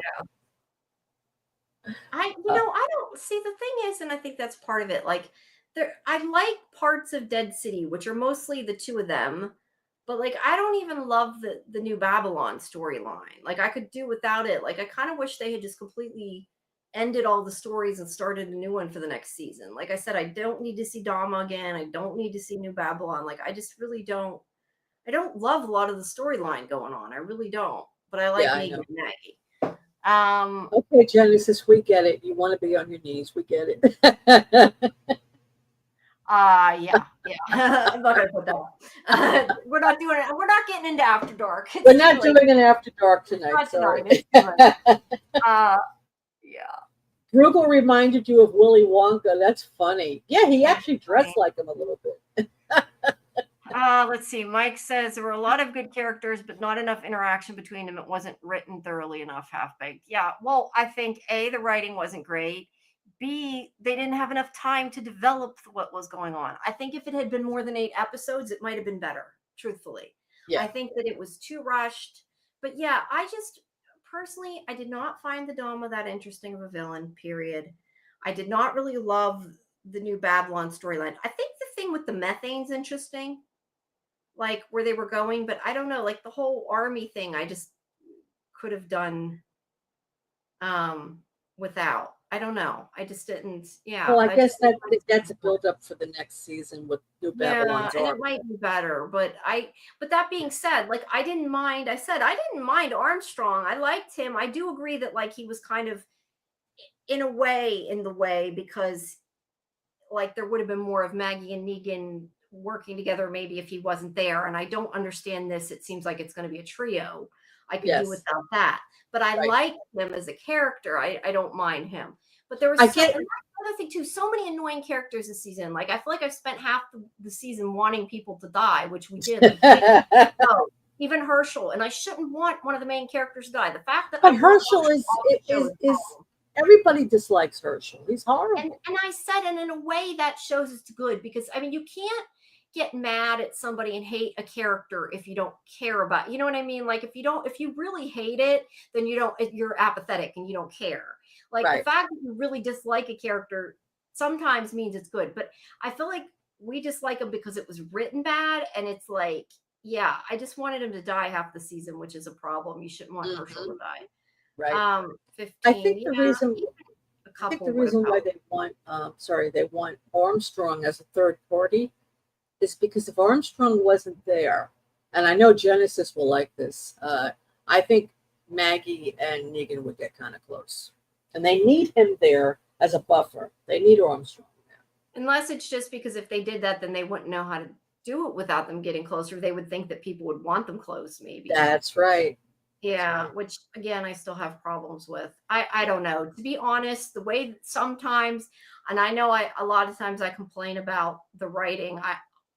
I don't know that I would be totally shocked if they decided to put them together, just because sometimes the writing is so bad. Like I could see that happening.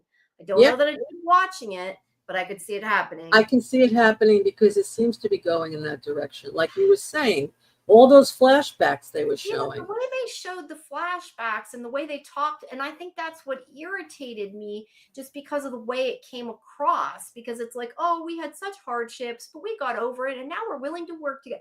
It seemed to me like it was trying to push that narrative, and I don't know.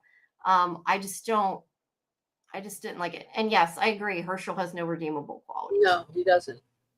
The thing is, like, Jeffrey D. Morgan is really charismatic. So why not give us a story? Like, I don't know that I loved the character of his wife necessarily, but like they could give us like a love story with him and just not have it be Maggie. And it would be. That's right. Right. Well, what about his wife? I mean, what? He sent his wife and kid away. What is that? I don't know.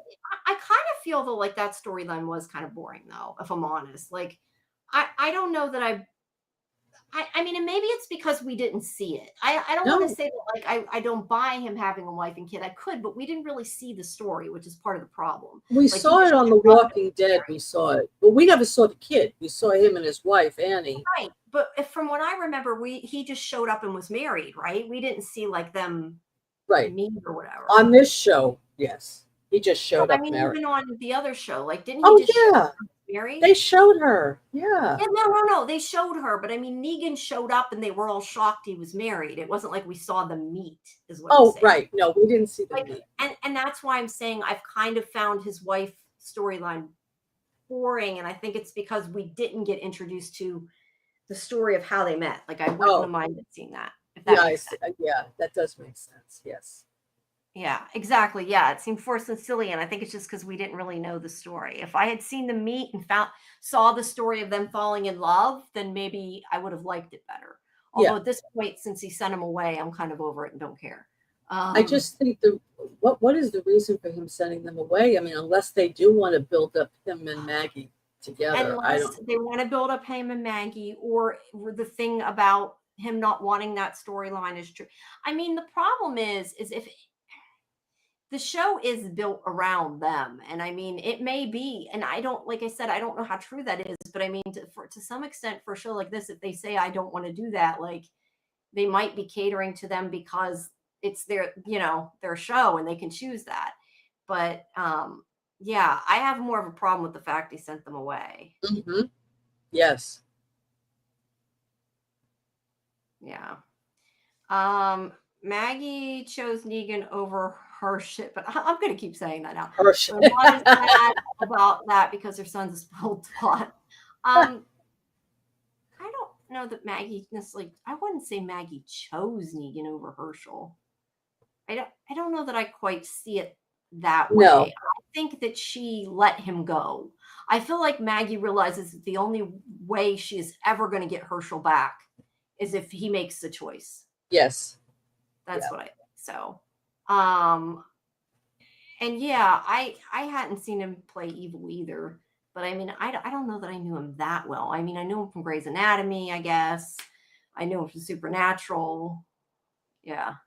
Mm-hmm. I don't know. That was really, I didn't know. I think he makes a good Negan. I mean, he makes a great Negan, yeah. But I have to say one thing. I don't want to see him go back to the Negan he was. No, before. I've said I'll quit watching it if they do it. But I do think that the way he's been, though, he's been kind of morose and sad and not very interesting, his character. I think we need a little bit of that. Like here, like he was kidding around a little bit. I think we need to see more of that. Not him actually killing people, but just him kidding around and, But that's why I said, like, I wanted to see him whacking walkers with the baseball bat. Like, that would have been fun. Because he could have smashed their brains out. They're dead. Who cares? Like, that would have been fun. Yes. I agree. think, like, I want to see something like Walker Bowling or something. Like, I want to see just, like, something like him go into town, but not on good people. And that's why I think I didn't mind so much, like, him bashing Bruegel, because one, Bruegel was bad, although I didn't want Bruegel to die. I mean, like, it didn't bother me that he smashed his brains in, is what I'm saying. No. But also, Bruegel was pretty much already dead anyway. Right. So it was more like for effect. I just like the way he smiled, like when he picked up the bat and he was smiling, the old Negan smile. I enjoy the smart-ass Negan. Right. But I don't want him to be the bad Negan again. It took me a long time to accept that he is the good guy, and I forced myself to accept it so I could watch the show. If they go back, I just honestly don't think I can watch it. And I'm not like, just, I really don't think I can. Right. Even though he's hot and I like him, I don't think I can. Yeah. But like, let's say with New Babylon. Yes, I think that's what it is too. And I think it was healthy for Maggie that she finally forgave him. I don't care what it did for Negan. I think that Maggie needed to forgive him for Maggie. Yes. But I think she left Herschel because I think she knows if she keeps pushing him, she's going to lose him altogether. Mm-hmm. I think that the only way he's ever going to come back to her is if he makes a choice on his own. Right. Now, will she try to get him to see that Dodama's a crazy bitch? Maybe, but that's a whole other story. But I do want to see a little bit of Negan next season, where he's a little bit more funny, charismatic Negan. Maybe bringing the bat, swinging at a walkers. I'd like to see that, like you said. But we need to see a little bit of that. Because I even maybe see you saying that, like, if he like jokes around with her and like he like maybe even flirted with her and she totally shut it down, right? That would maybe be funny. I don't want to see him there, but like I could maybe see that, like she she's just like, no, that's not going to happen, and it's like telling everybody nope. Like I could see that. Because I would like to see that because I feel like he would be. Like, I can see him being, like, a womanizer, like, I mean, we haven't really seen it, but, like, I could see it the way he is being like that. but again, the fact that he's married now and supposed to be in love with his wife kind of ruined that. I almost wish they had killed his wife rather than him just sending her away. Yeah, Because I it's agree. like, what's the point? And then Maggie could always say to him, "You're married, right? You're married." Yeah, no. I'm not going to be with you. You killed my husband and you're married. But that's kind of the thing, though. I don't think Maggie could ever be be attracted to him, think he's good looking, maybe, but not like attracted to him because of what he did. Could he be attracted to her? Yeah. But could she? No. Knight Rider says, from what I'm hearing, Nene and Maggie become really close in season 3. I hope not. Look, I'm not. Yeah, I don't know that I can watch that. I really don't know that I can.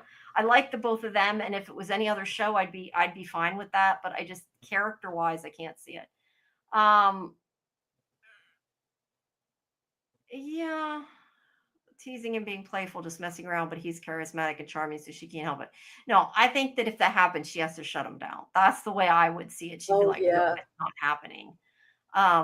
Because I think it's just, I don't know. I just think it's too much.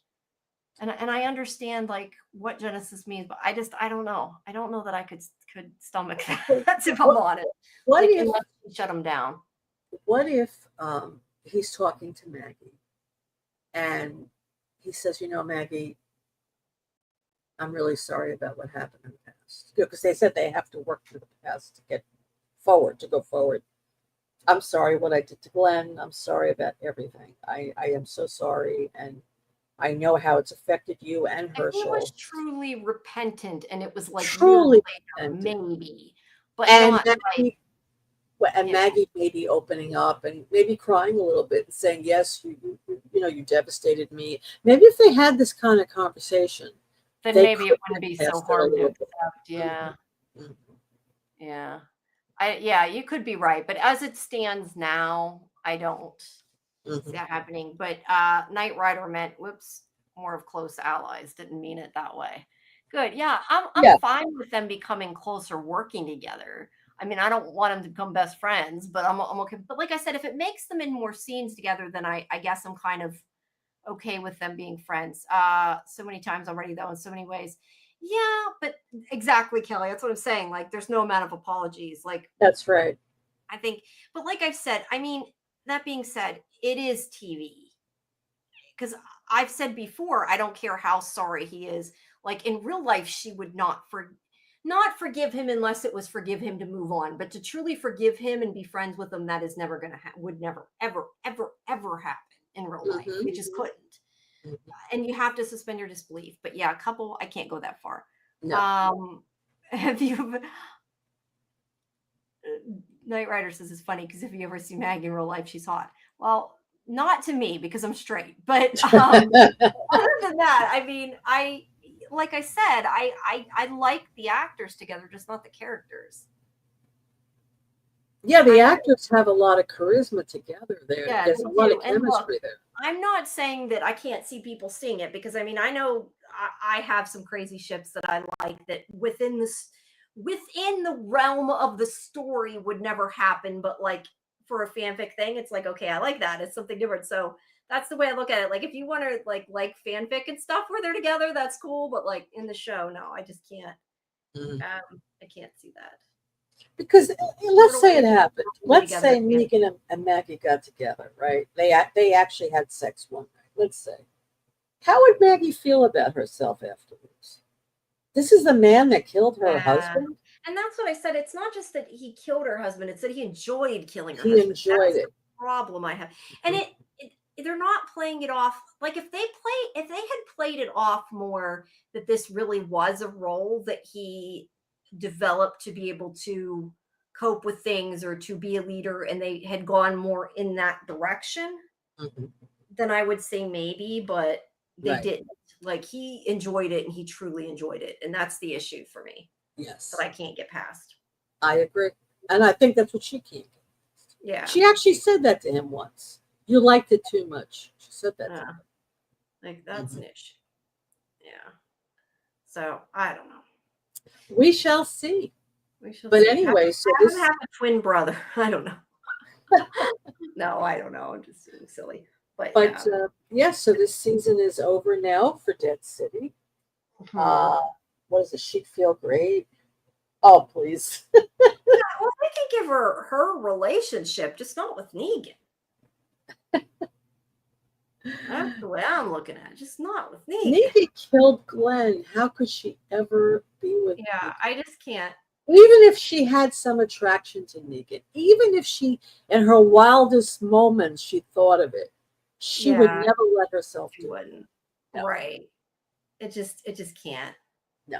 What's this? Did you know the Crow out was? Oh, I forgot he was in that. Yeah, he was in 12 Monkeys. Yes, he was in 12 Monkeys. I remember that. What is 12 Monkeys? It's a TV series. It was on SciFi. It was a spin-off. Well, not a spin-off. It was based on the 12 Monkeys movie.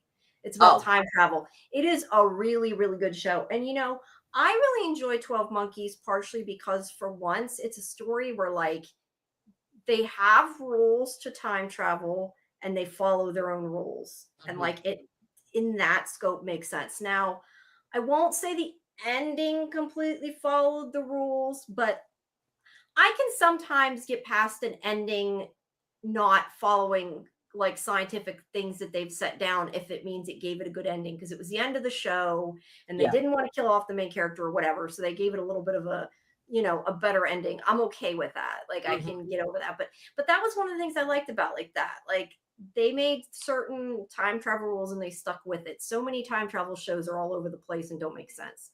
That was a good show in that sense.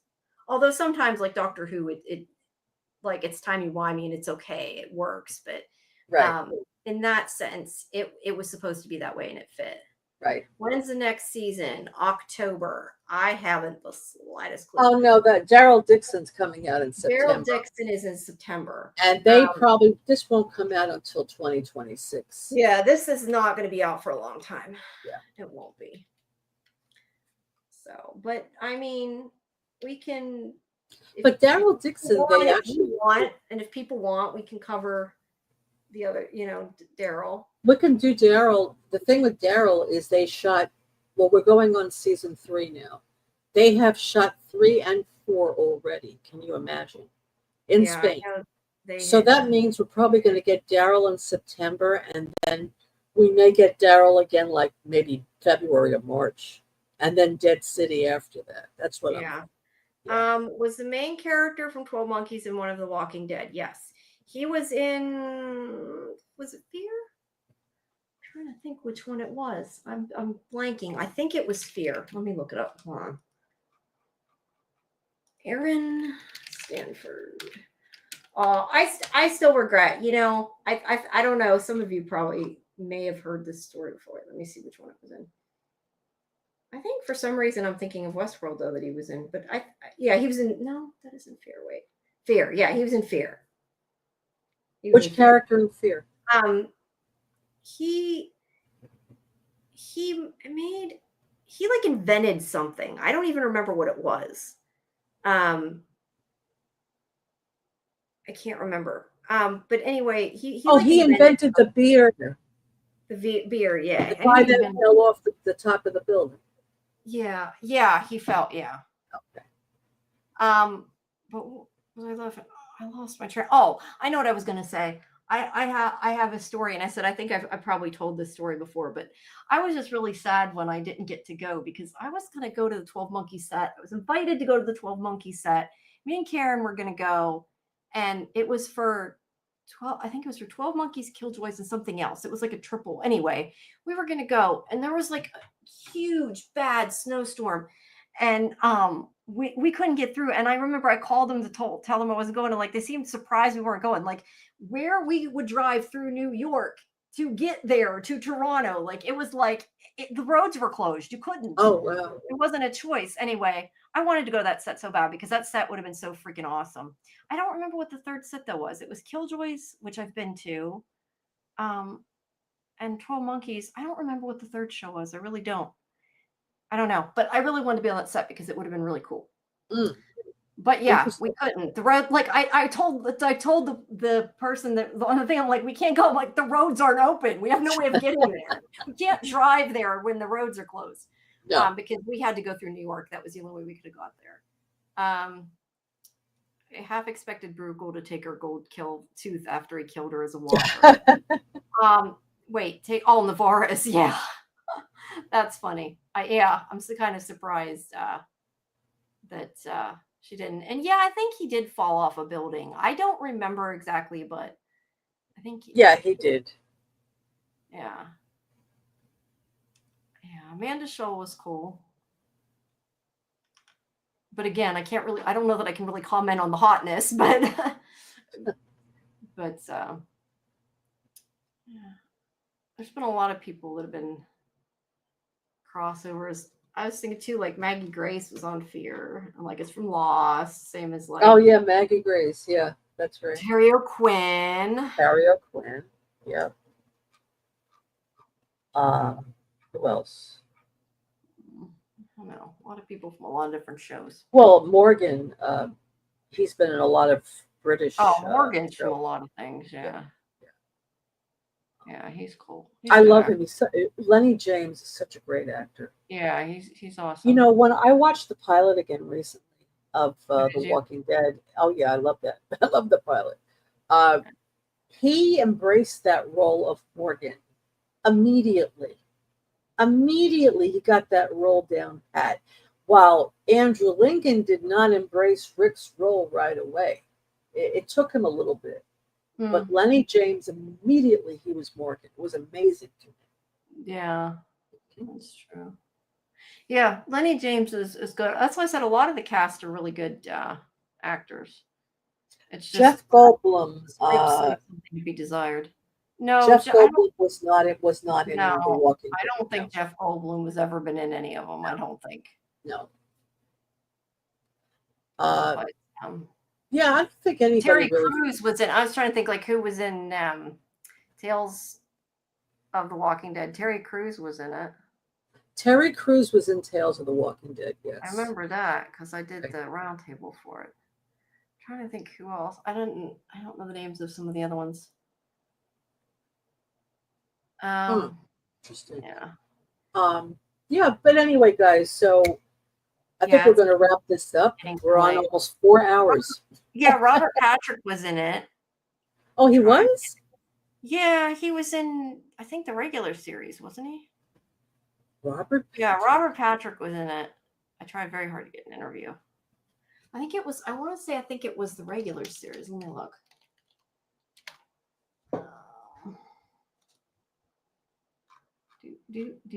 Hold on. I'll look and I will tell you. I think. Yeah, he was in the regular Walking Dead. That's what I thought. He was like the guy in the attic or something. He had a brother. I think he had a twin brother, actually. It was a while ago. Yeah, okay. It said Maisie Mace, however you spell it. He was the creepy dude who forced his family to play Russian roulette on themselves when he went crazy. Well, that's what I said.